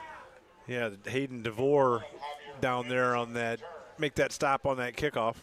Good leverage into that one, but the return guy was able to get underneath of it and catch it on the fly. And usually when that's the case, they can get a pretty good return, and I think any team would be happy with getting the ball to 35. Panthers on top 20-7 in a great opening drive for the Panthers. 63-yard run by Tristan Hovey and capped off by a 2-yard touchdown run to follow that up by Tristan. Both running over the right side of our offensive line, so great job. Quarterback's going to keep this himself, and going to keep his legs running or moving. He's going to have a pickup of maybe 3 on that play. Yeah, I'm not sure. That kind of looked like a busted play, like he was trying to go off the left side with it and then bounced it around to the right. But about a 3-yard gain for the quarterback, who is the main weapon of their team. And Tristan Hovey. Clock ticking at 10:15 to go here in the third quarter. See if the Panthers can get a nice stop here defensively and take control of this football game. Yeah, third down has been good for Mendota. They've got quite a few conversions. Hopefully we can make it 3rd and long. It's a good stop. 3 receivers split wide left for Mendota. Going to throw the football. Going to throw it across the middle. And got a man open and catches the ball on a knee just inside their own territory. But that'll be enough for a first down and to move the sticks. Yeah, that was a nice pass there. There was the outside guy running it in, and he was able to drive that pass in there. Pretty tough route to defend on that one when the outside guy does that deep in. You kind of hope that the linebacker can get a little depth on those plays, make that pass have to go over his arms. A little bit more hurry up out of the Trojan offense right now. They're going to hand this ball right up the middle, and they found a little bit of some magic up the middle here recently, and that one's going to go for, it looks like 9. Yeah, they really have. The first half, they were just kind of running more off tackle, and these have just been more like dives right up the middle and kind of finding that soft spot right in the middle. Reamer and Nosker are going to have to pinch down a little bit and give Highland a little help.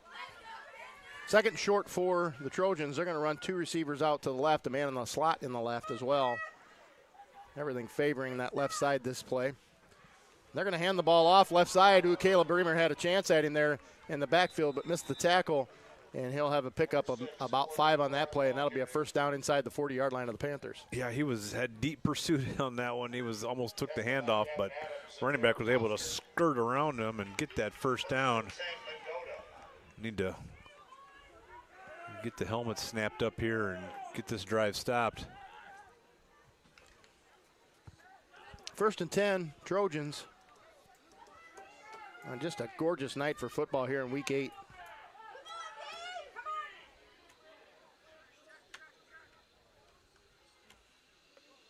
Sounds like we're getting an audible called from the Trojan sideline. They're going to hand the ball off, run that same play up the middle, and that one read much better by John and Caleb. Yeah, Holland slowed him up, and then Reamer just came in there and grabbed him and pulled him down. We got our first injury tonight, and it's a Mendota Trojan down on the field. Yeah, I don't know if that's the running back Laying down or at a the lineman.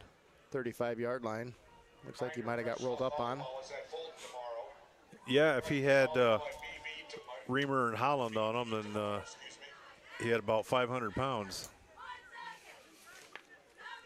Give you some things to look forward to. So mention that Monday night, the Lady Panthers will be playing volleyball in Prophetstown against Morrison. That'll be the season finale. So come out and support the volleyball team. If not able to do that, we'll be broadcasting that game live on Rock River Community Radio. The cross-country boys and girls will be running tomorrow at the Patriot Invite in Peoria. I think that's at Detweiler Park. And the fresh off team will be playing this Mendota squad up in Mendota. If you've never driven to Mendota, well, leave early. Yeah, it is a haul out there, that's for sure. We went out there last year for, I think it was week 8. Gorgeous football complex out there. It really was. The AstroTurf field was really nice. And, you know, like they say, if you can't be an athlete, be an athletic supporter. That's what they said in Greece. A couple scores for you. Rock Ridge is up 34-0 on Monmouth Roseville. Riverdale is up 34-13 on Hall. And Sherrard up 27-6 over Orion. That's kind of an interesting score. Princeton up 14-9 over Mercer County. Like to see that, a low-scoring game. And Newman and Kewanee will play tomorrow.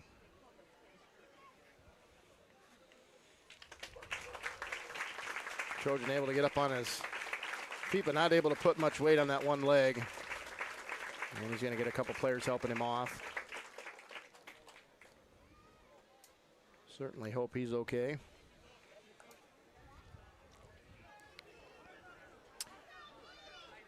And next Friday night, we'll officially tell you that we're going to travel to Princeton, and we're going to play a fresh off in varsity squad, old school. Play both games on Friday night. And we're going to do that so that the following week can be a playoff preparation week for both schools, hopefully. Well, certainly at least for one of us. Right. If Princeton gets in, that'll be okay, I guess, as well. So we will play both of those games, and we will make every attempt to broadcast both of those games as well. It'll depend on all of our work schedules here in the booth to make sure that we can get down there in time and get set up. All right, second and long. Going to throw the football over here to the left, and that ball is knocked down by Caleb Reamer. Nice job with defensive pressure coming in from that right defensive side. Yeah, Caleb goes 6'4", 280, and he was able to just barrel right in there and make a big target to get his hands in there. Interesting, that was the most aggressive of our line look. We looked like we had about 7 guys on the line of scrimmage on that formation. See Brian Barrett's listening along. How's it going, Brian? Been listening in most of the year. Appreciate that. One guy that I don't think is listening in tonight, that's Chase Milam, and that's because he's here at Wayne Hine Field. Got news that he was traveling up to watch Max here on senior night. Third and long. Going to throw the football out here to the right side. Going to try to throw down. Got a man open, and that ball falls incomplete. Boy, he hit him right in the breadbasket. That one should have been caught. Yeah, it did. That was Lane was trying to come over there from his safety position as he had got past the corner.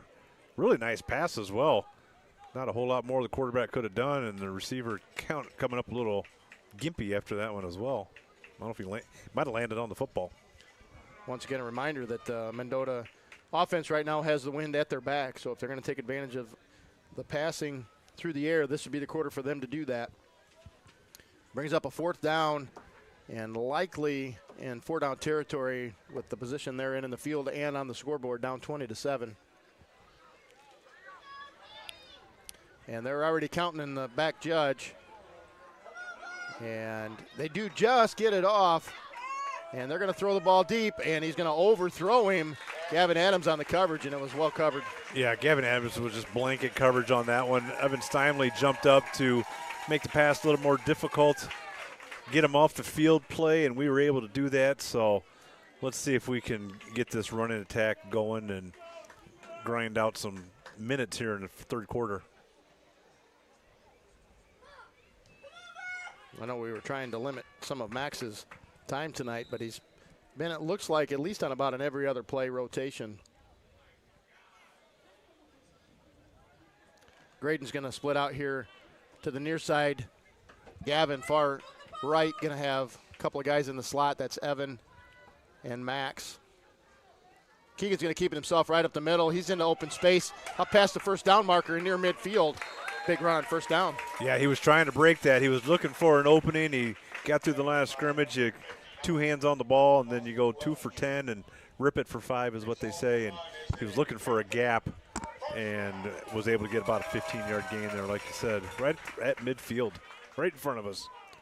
Looked like a little mouse just kind of, working his way through the field there, trying to find an opening. And he does such and has done such a remarkable job at doing that all season long. Panthers have it right at midfield, 6:43 to go here in the third quarter. Man in motion is Evan. They're going to run that play once again, and once again Keegan's in open space and up near the first down marker. Yeah, they found a little something there, kind of like Mendota in the first half with their fullback up the middle on the dives. Keegan's done the same thing the last 2 plays. Jogs over here to get the play from Coach. Last time we had success, back-to-back plays on this. We ran it a third time with no success, so we'll have to see if Coach Abbott wants to do that same thing or maybe throw in a wrinkle. Wouldn't be the worst thing to. Can you do play action to yourself? Like pretend you're running there and drop back and hit Gavin going deep down the hash? Might be a lot to ask. They're going to have to get this play off. The back judge has already got his hand raised. Up under center this time, so it'll be a different play. They're going to hand it off to Max right up the middle, and he's open and into open space. He's got a first down, and that's Max's biggest run in several weeks. Yeah, for sure, probably of the season. Just a little quick hitter right there, and we've shown that under center a little bit this year, more so for sure than last year. I don't know if we hardly had any plays under center. Panther offense starting to click a little bit here in the third quarter, open things up a little bit. Already up 20-7, and on the march again down to the 25-yard line. All of it on the ground. Up under center, and right now Mendota's going to take a timeout, try to stop some of that bleeding. Yeah, I don't know if they were just sensing, if they're going to stay in the game, they need to stop this drive, or maybe they had a personnel issue, but we'll take the timeout. You got any more stories? No, but I probably ought to throw a shout-out because at the Riverdale game, I just got some grief tonight. I was at my parents are up and visiting, and my mom said I didn't give her a shout-out even though she was watching the game. I know she's watching again tonight, so shout-out that my mom is listening to the game. Thanks for listening, Mom. Yeah, she can text or, do the little chat on YouTube. She got that technology? She does. She's all about that. She could, but she didn't, and I still caught grief for it. So. Yeah.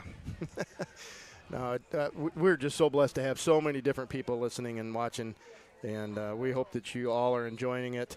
And I know Bushy's and all of the locations, I believe, I know for sure in Erie, have been casting this, and you all have been great supporters of the EP program, and we appreciate all of that.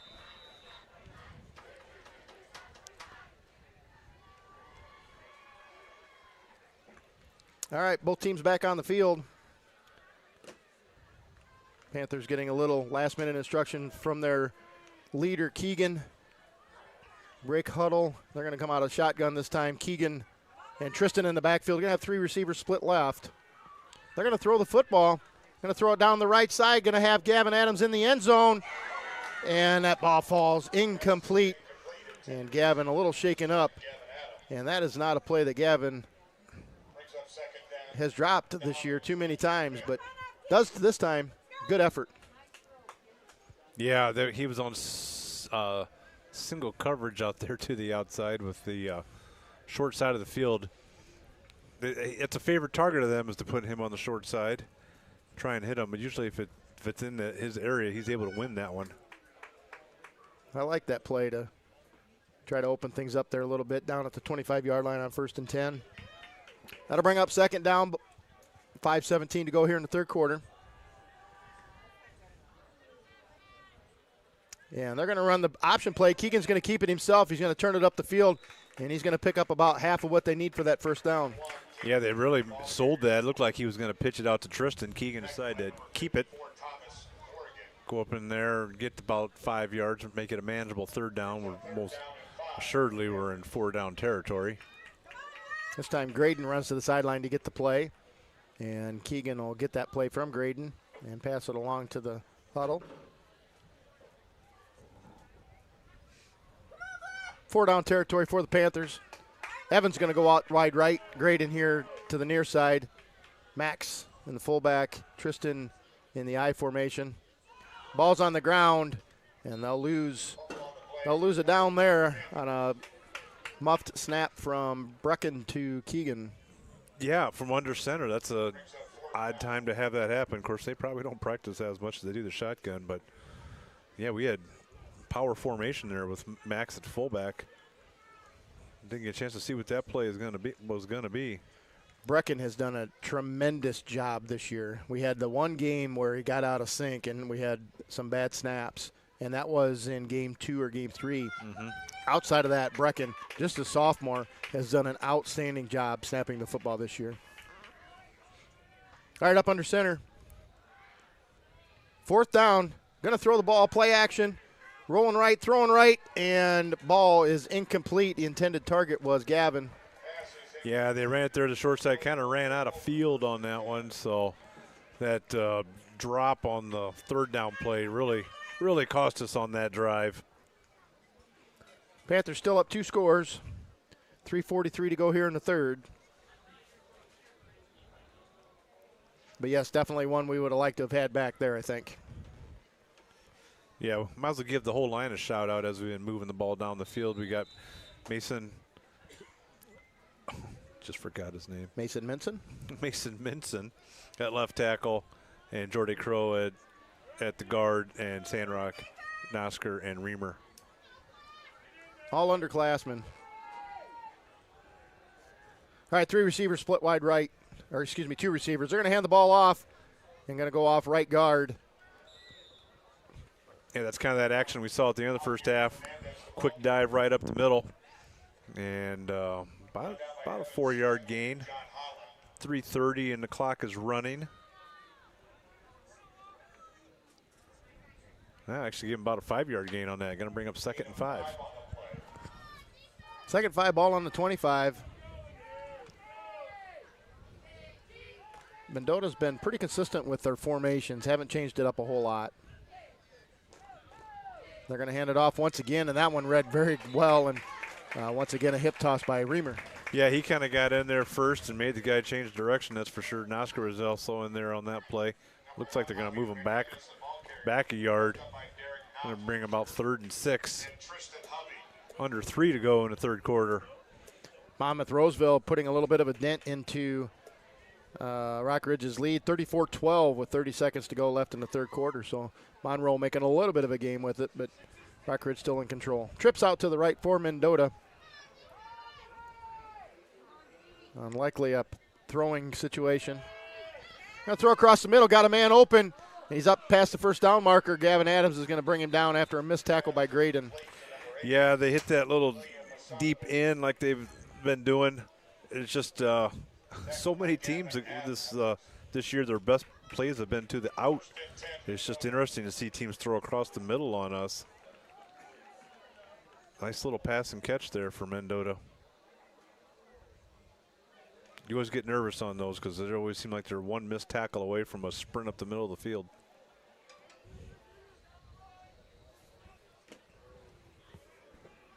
First down for the Trojans. Going to throw a little screen pass here. That one was getting set up, but read well by Hayden DeVore. Missed the tackle, but did hold him up long enough to stop a big gain. Then it looks like it'll be a gain of about 7. Yeah, Mendota did a good job of just letting the guys go through, and the quarterback really retreated a long ways because Caleb was in there on that one. Hayden had a chance to make that almost no gain. Wasn't able to get him.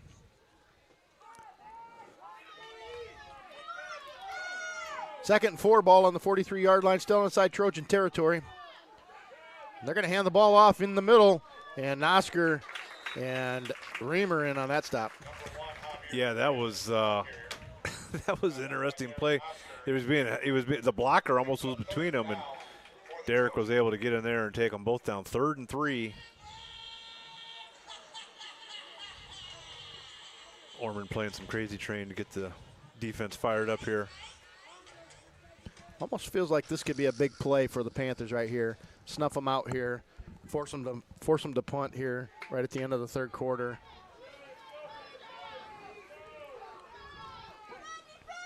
They're going to run that play once again, and he bounces it outside. Oh, good shoestring tackle by Gavin Adams at line of scrimmage, or maybe just a short gain. Yeah, that was the first time that he's been able to get away from Reamer or Nosker once their hands were on and bounce that out. Pretty athletic, and what a nice play to get in there, and because he had some opening here if he could have ran enough, but Gavin was able to make the stop. 4th and 2.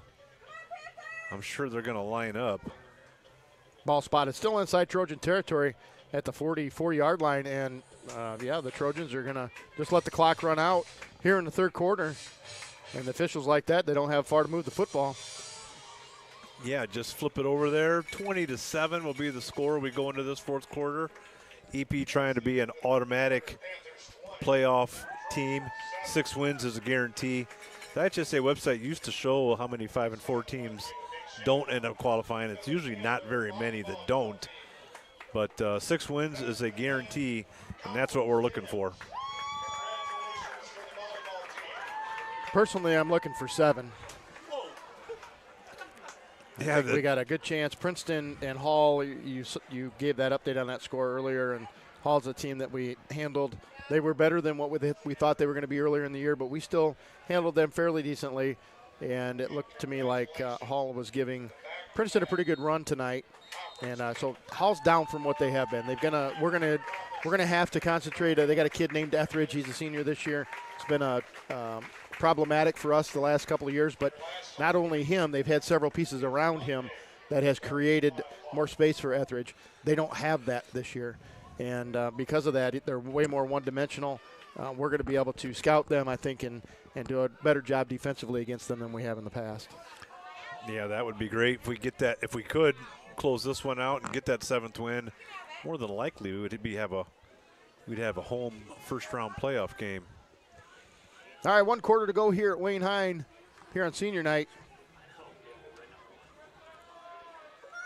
And they're going to run it up the middle on 4th down, and they're going to have plenty for the first down and be up near midfield. Yeah, we really didn't come out of that quarter change ready to go in that defense set. Lane Decker was clear back like he was going to receive the punt, and Evan Steinley was clear out here on the wide side of the field, and there was just a lot of openings there for Mendota to find for that first down. Something just fell off the roof. That wasn't Bruce, was it? All right, first down, Trojans. 2 men in the backfield. That's typically been a run for them, and it is. Quarterback's going to keep it himself. He's got some room up the middle. He's got a nice first down run, going to pick up about 9. Yeah, that's the exact same play we saw in the first half where the one tailback moves up a couple steps, gets right behind the tackle, and then the quarterback takes the snap and lets the running back lead in front of them. When they've run that formation with that look, they've run the same play. So hopefully if they do that again, we'll be ready for it this time. Hopefully they don't have some wrinkle.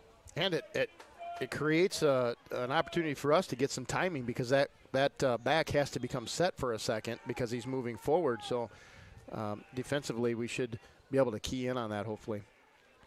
All right, 2nd and short for the Trojans.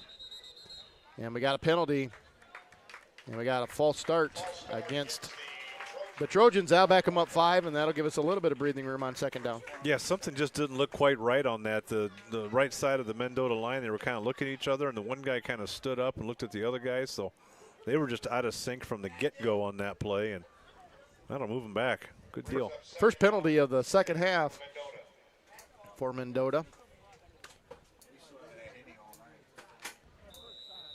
Panthers have had a couple of penalties thrown their way, but the Mendota Trojans have declined everything for the laundry on our field. So technically we've had no penalties.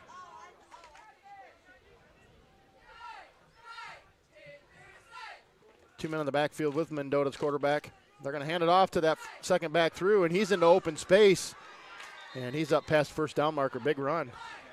Yeah, interesting defense for the Panthers there. We had two guys guarding their lone receiver on this side. I don't know if he's got that much respect that we need to double cover him and allow them to run to the other side of the field. So some sort of miscommunication, I got to think on that. Yeah, I mentioned Princeton playing Hall earlier. It was Mercer County that they're playing. And they've opened up a little bit of a lead, 34-15 over Mercer County.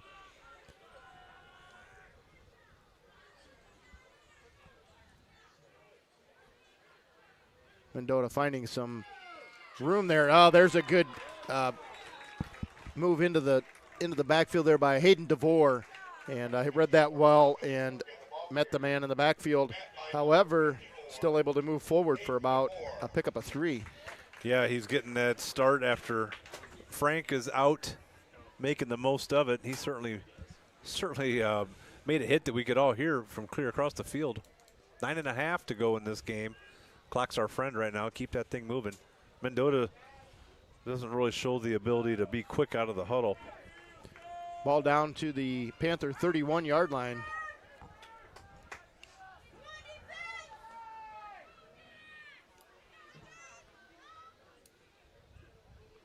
And once quarterback's going to keep it himself, and Evan Steinley able to knock that ball down on a little intended pass out here to this left flat. Yeah, that might have been a touchdown saving deflection by Evan, because 13, the running back for Mendota, had leaked out after going through the line of scrimmage, and there wasn't anybody around him at all. So Evan doing a great job to deflect that pass. Third down and long for Mendota in 4-down territory, no doubt. Up to the line. Like you said, there's really, and I know that was an incomplete pass, but there just doesn't seem to be a next gear for Mendota to be able to get to the line and get plays off right now. Looking to throw the football. Derek Nosker on the pursuit. They got a man open across the middle, and it's caught. He's going to be down at the 10-yard line, another first down. And our secondary has been suspect for much of this game today. Yeah, we really felt that losing Connor Keegan. He was just such a ball hawk back there. And I tell you what, that was a heck of a throw by that quarterback. He had a lineman right in his face, and he hit the guy that was split out to the left on a deep in. Showed really nice arm strength on that play. That'll be a first down. Still able to pick up a first before the end zone. Ball just outside the 10-yard line. 8:28 to go here in the contest. Panthers holding on to a 20-7 lead. They're going to hand the ball off to that second back through and just try to run some power football. They're going to pick up 4.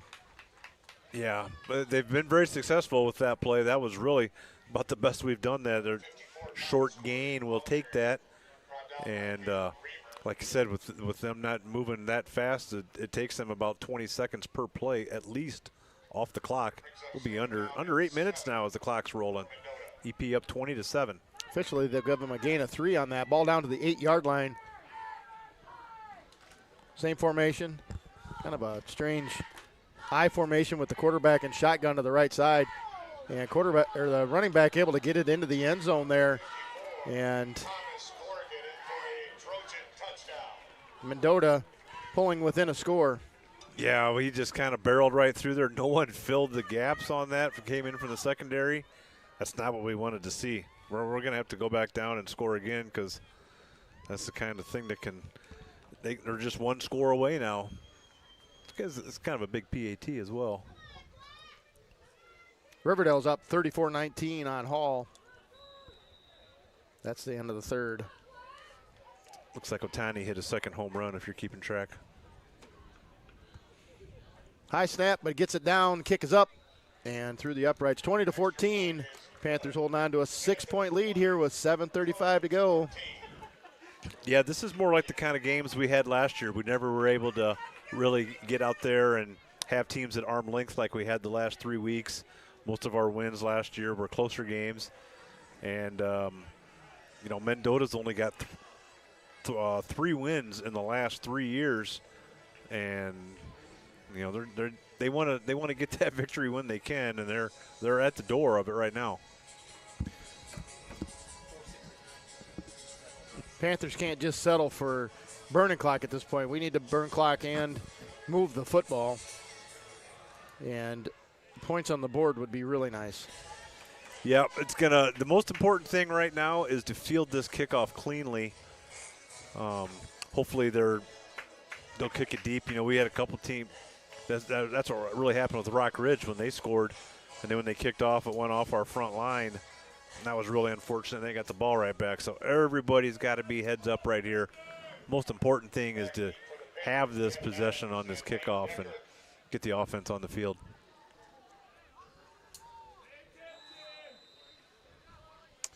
And here's the kick, and they're going to go ahead and kick it deep. And this is going to go to Lane. Going to pick it up at about the 20-yard line, bring it straight up the middle of the field. And he's got a nice return up to about the 40-yard line. Panthers will have it 1st and 10. Yeah, Lane really shows the athlete that he is. He catches that ball, and he has long strides and covers a lot of ground very quickly. Really nice gain out to the 40. We'll take that all day long. 7:28 to go in the game. EP's up 20-14.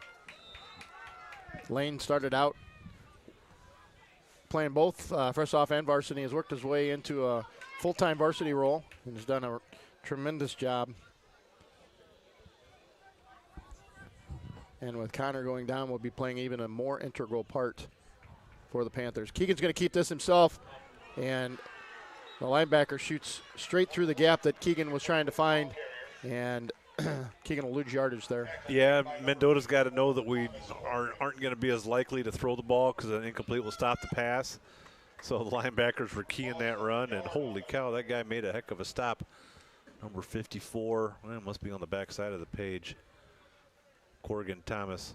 Thomas Corrigan. Oh, last name first. Goodness. Why are we doing that? Sophomore linebacker. I hadn't tried saying a guy's name all day, and, got caught by the last name first trick.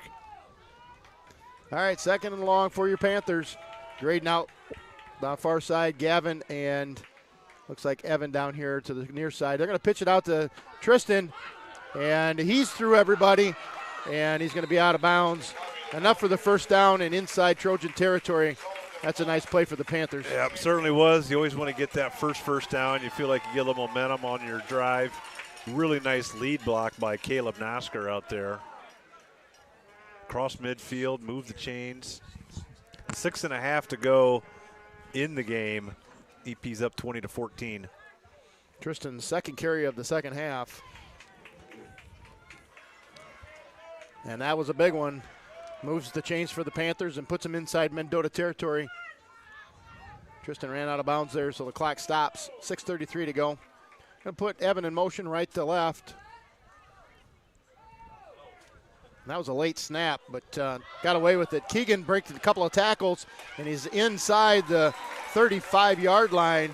And some nifty running there by Keegan. It really was. That could have been one of those false start on everybody but the center plays, but we were able to get that play off. Keegan just showing great athleticism on that run. Another first down for the Panthers. Ball spotted right at the 35. Yeah, all kinds of things could have gone wrong there. That could have been a penalty. Keegan had several would-be tacklers that he missed. But all of that for naught because none of it was called and none of it happened. And first down, Panthers. They're going to pitch it out here to the near side.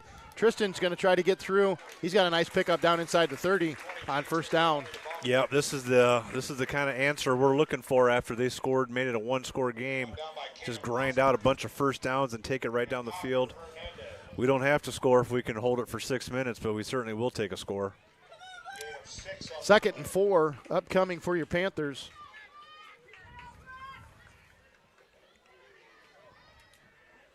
Gavin's going to come down here to this near side. Evan and Graydon out to the far side. Tristan is going to cover him in the backfield, and Keegan's going to go right up the middle with it. And I think he's able to hold on to it. I thought I heard somebody say ball, like it may have been out, but able to hang on to it. Short gain there on second down, and we got a man down on the football field, and that's a Panther. Yeah, I think it's either Crow or Minson. It's Crow, and he rolls up, shaking the cobwebs out, as they say. Jordan will have to come off the field for a play and get evaluated. I heard him say, I didn't hear him say, I read his lips say, I'm fine.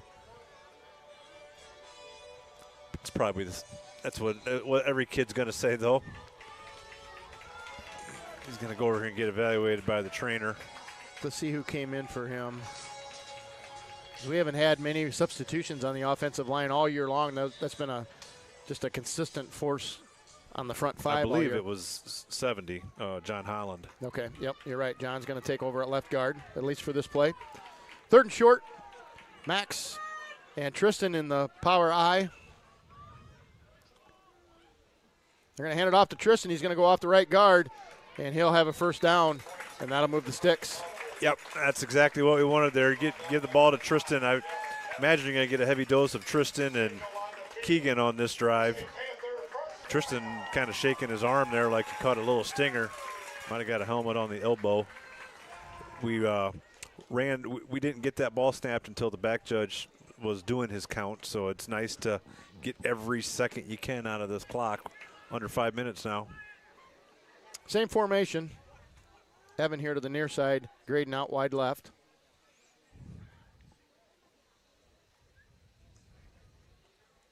That handoff's going to go to Max right up the middle, and he's going to have a nice little gain on first down. Yeah, what a nice run there by Max, and nice to see him able to contribute so much this year. We really didn't know what he was going to be able to do with that leg injury, and boy, he's just been he loves football. His dad loved football, and it's just great to see him out there competing. Jordan able to get checked back into the game. John Holland out. That's a pickup of 3. Second and 7, ball placed right inside the 20-yard line of Mendota. Gavin here to the near side. Max in the slot left. Graydon out far left. Evan in the slot right. They're going to run a option, but Keegan's going to keep it himself, and Keegan's going to get in the end zone, but we got a flag here, and likely this is going to come back. I think it's going to be a hold on Jordan. Yeah, he has that guilty look like it wasn't me, but that's not what the official said. Got to take that ball out of the end zone, unfortunately. That was a nice run by Keegan, but yep. Back judge very definitively threw that flag early.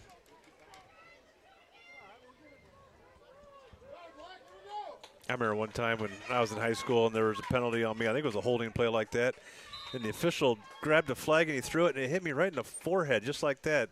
That was like jeepers. Adding kind of rude. Insult to injury. Yeah.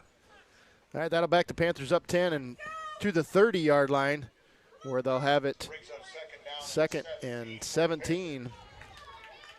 Just more opportunity for yards. That's how you got to look at it. They're going to move to shotgun formation with Tristan in the backfield. And they're going to hand it off to Tristan this time. Tristan's going to move forward for a couple of yards. Yeah, good job of 54, their linebacker, in on that play. Mendota feels like this is their possession, their set of downs to get the ball back, and they call timeout. And a big stop upcoming for the Trojans, they feel.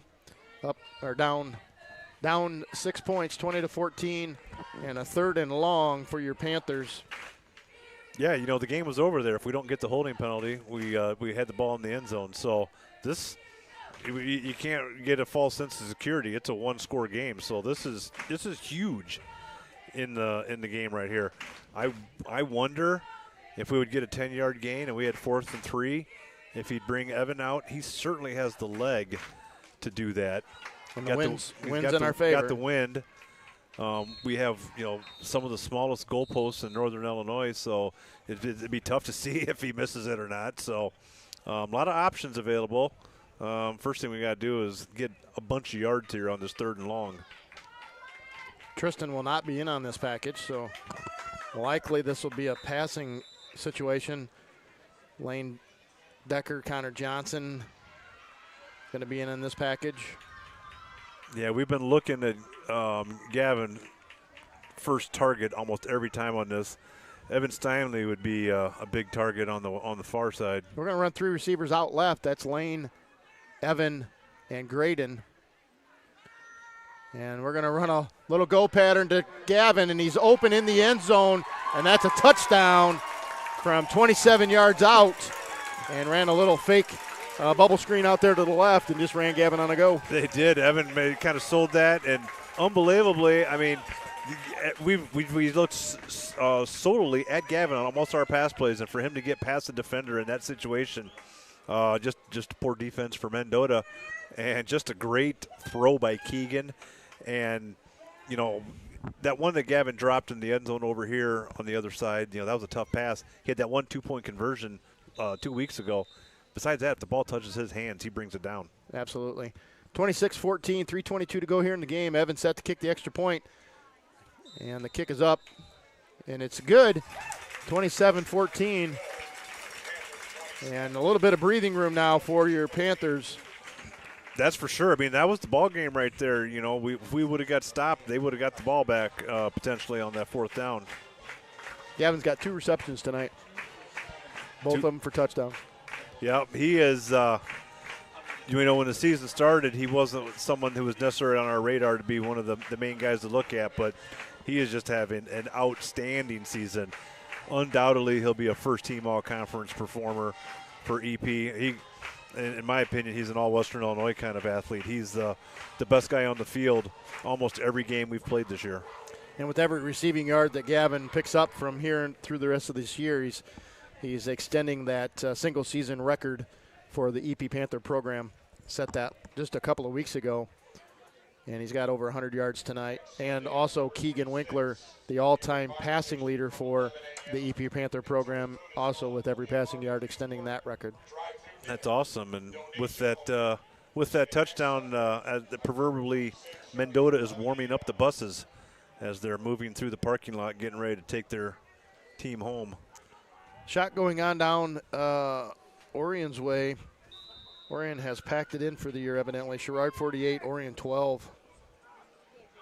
And Mendota's just going to fair catch that one inside the 40-yard line at about the 38-yard line where they'll have it. 1st and 10, 3:20 to go. Yeah, they've shown mostly they want to throw deep ends. So I imagine our safeties are going to be a little deeper than normal. Don't let anybody get behind you. And this is the time right here where Reamer and Nasker are just going to be licking their chops trying to get in there on that quarterback as quickly as possible. We got 3 minutes and 21 seconds to come up with a Scott's Player of the Week. Going to be a tough call this week. We've had some pretty good players, pretty good performances. And they're going to hand the football off, go off left tackle, and Gavin Adams in on the stop. Yeah, they can move the ball. They showed that at the end of the first half. If they get 10-yard gains and the clock stops and get up there again.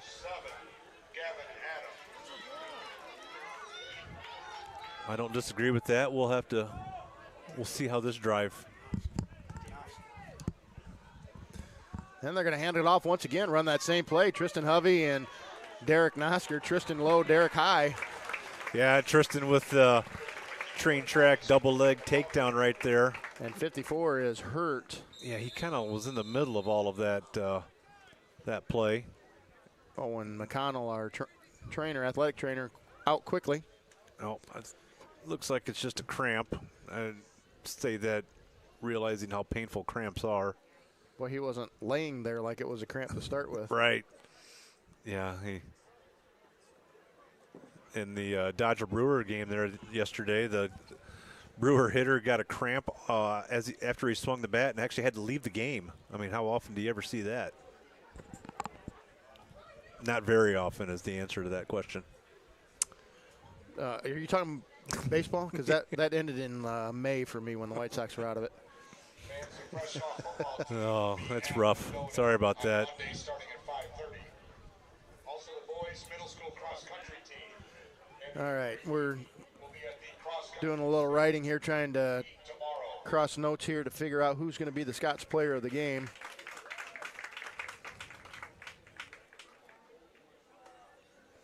And a reminder, As fresh song I think it's just a cramp. They're still working on him down there. And they, unfortunately, he's got a cramp in both legs. So unless they get this figured out, then they're going to have to drag him off the field. also the high school cross country Or maybe, who's that kid? Atkinson or Atkins? he could jump on his back, yeah. and he could bear crawl him off the field, sure. as legend goes.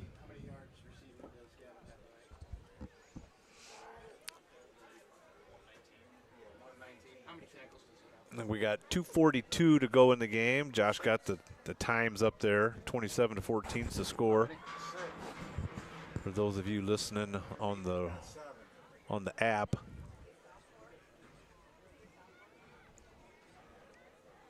Still being worked on down on the field. Need some. I suppose you're not supposed to play music while a guy's on the. Probably the wouldn't be field. the right thing to do. Yeah, need something soothing.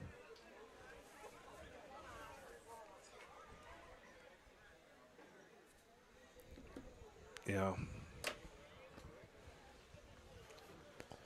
He's putting his helmet back on, so maybe that's a good sign for him. I think it's my week to give that award out. Is it not? I think so, because I think I did it the last 2 weeks, but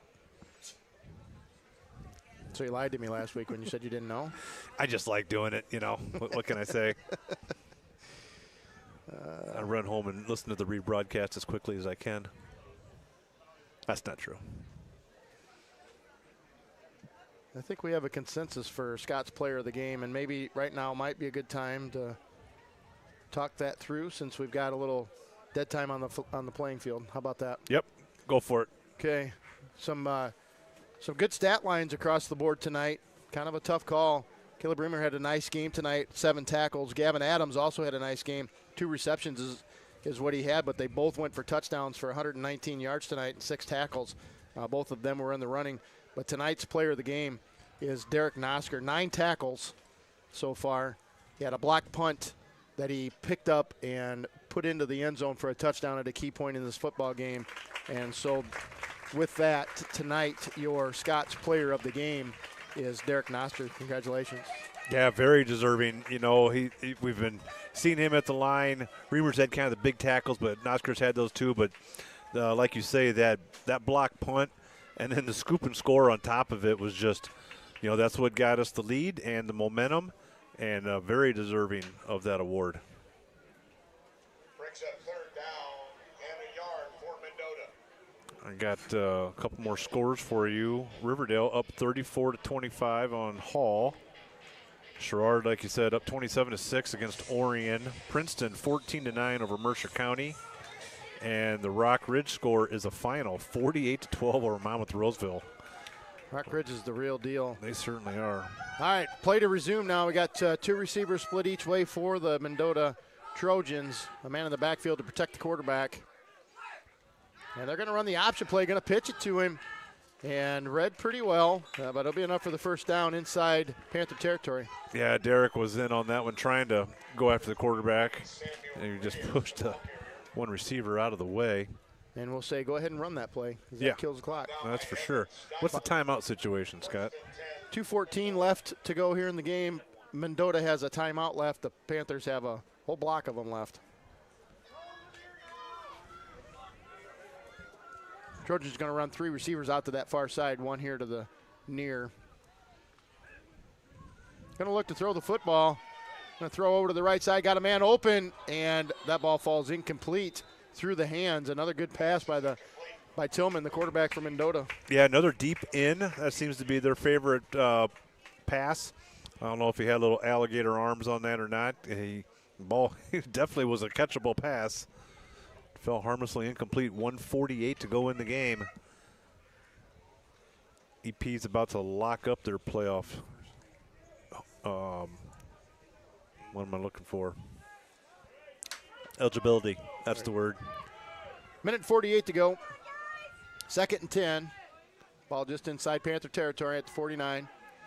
Going to throw the ball right down the middle of the field. Got a man open, and that's incomplete.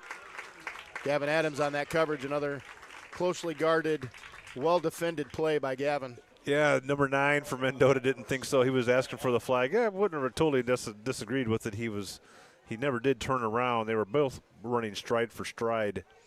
Blanket coverage, I would call that. Well played by Gavin.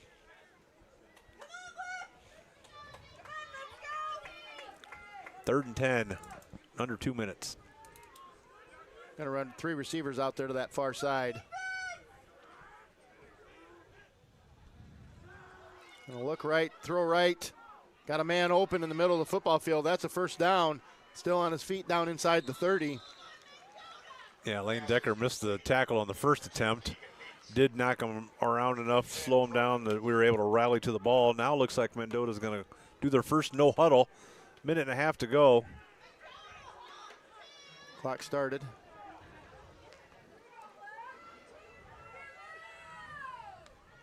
Going to throw the football once more. Going to throw it out to that same spot. Ooh, that ball tipped by Evan Steinley. Good play out there. Yeah, he did drop back in coverage really good and almost got a hand on that to seal the deal. You know, plays like that when they get that first down, that's where Mike Winkler can use that 55 years of experience to run down the field and get those chains set as quickly as possible and get that clock moving again. 2nd and 10.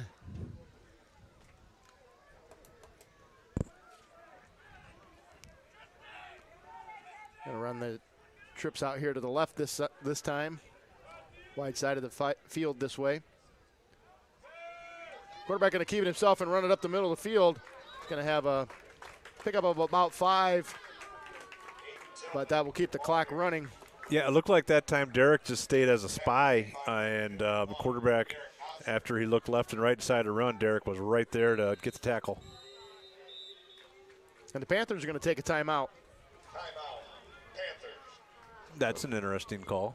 Yeah, I'm a little surprised about that myself. 27-14, but Coach Whitebread, the defensive coordinator, just doesn't want them to punch one into the end zone and then have an opportunity at an onside kick, and yeah, wants to give his defense every chance in the world to stop this Mendota Trojan offense. Yeah, I'm sure what he's saying is keep everybody in front of you and rally to the ball and keep them out of the end zone. With them not having the ability to stop the clock, they're not going to be able to get that many more plays off. So that's a good timeout. Get everybody on the same page.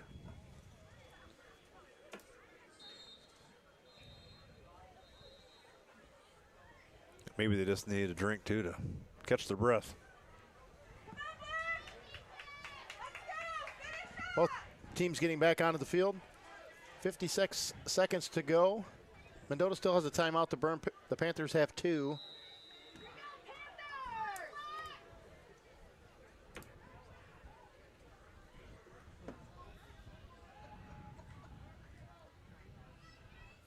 There's a snap. Quarterback's going to keep it himself. And gutsy call, but it pays off because they end up with a first down.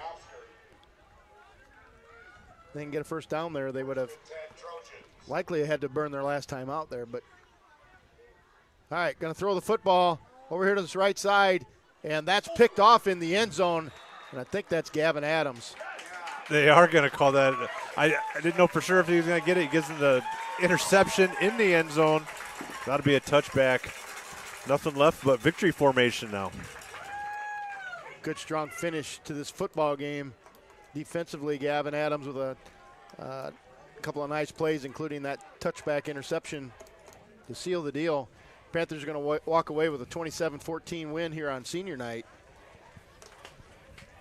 That's exactly what we wanted, Scott. What a 6 wins. This is no nail biter at the end or anything. What a great job. You know, this kind of worried about this Mendota team. You know, they came out in that first half exactly like you said, and EP got it done though. Keegan will take a knee there, and that'll finish it off. Both teams being cordial to one another, shaking hands.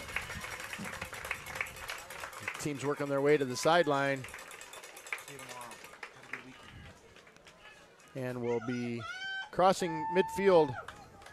And the Panthers take this one 27-14. Hang on just a second here, and I'll get some final stats for you that we'll share. Again, congratulations to Derek Nosker, tonight's Scott's player of the game. 9 tackles, a punt block, scoop and score for a touchdown, a defensive lineman's dream. Yep. And did that in a key point in the ballgame where it was 7-7 at the time and still trying to establish dominance in this football game, and that helped do that. Certainly did. Where are you going to get the stats from? Chad Misfelt will text me here in just a second with the stats down on the field. See if I can get that Princeton score. They are not updating very much because it says 14-9 at half, and that's definitely not where we're at. I'm sure they're further along than that.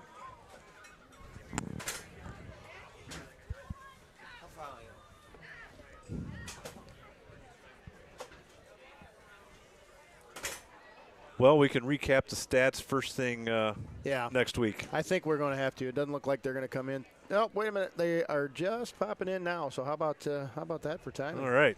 Let's see what you got. So right now it looks like that's the Mendota stats that came in. And they ended up tonight with 151 yards total rushing, 186 yards passing, for a total of 337 yards. It ended up with 15 yards of penalties. So Mendota able to move the football on this Panther defense tonight pretty well. Their leading rusher tonight was number 6, Corbin Fuhrer. He had 19 rushes for 70 yards. Aiden Tillman, their quarterback, threw the ball 25, 7, 29, 30, about 34, 35 times, and threw for 186 yards. Yeah, we need to shore up that defense a little bit. We over 300 yards. We don't like giving that many up. Offense for the Panthers. Hang on, I got to try to decipher what this is all about here.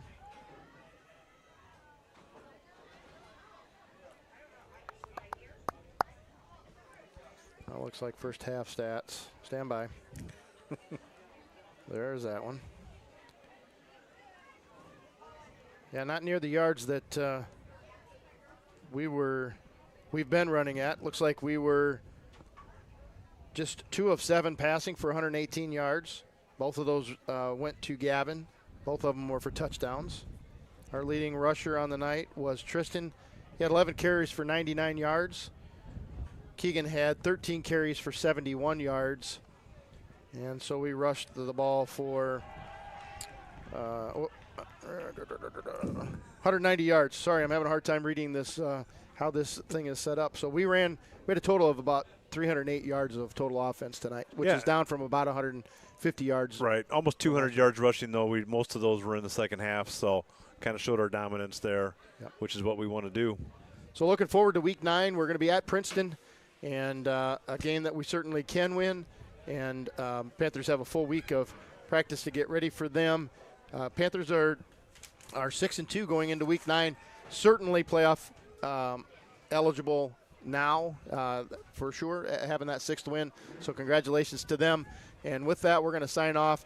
You folks have a nice night. And until the next time, take care and God bless.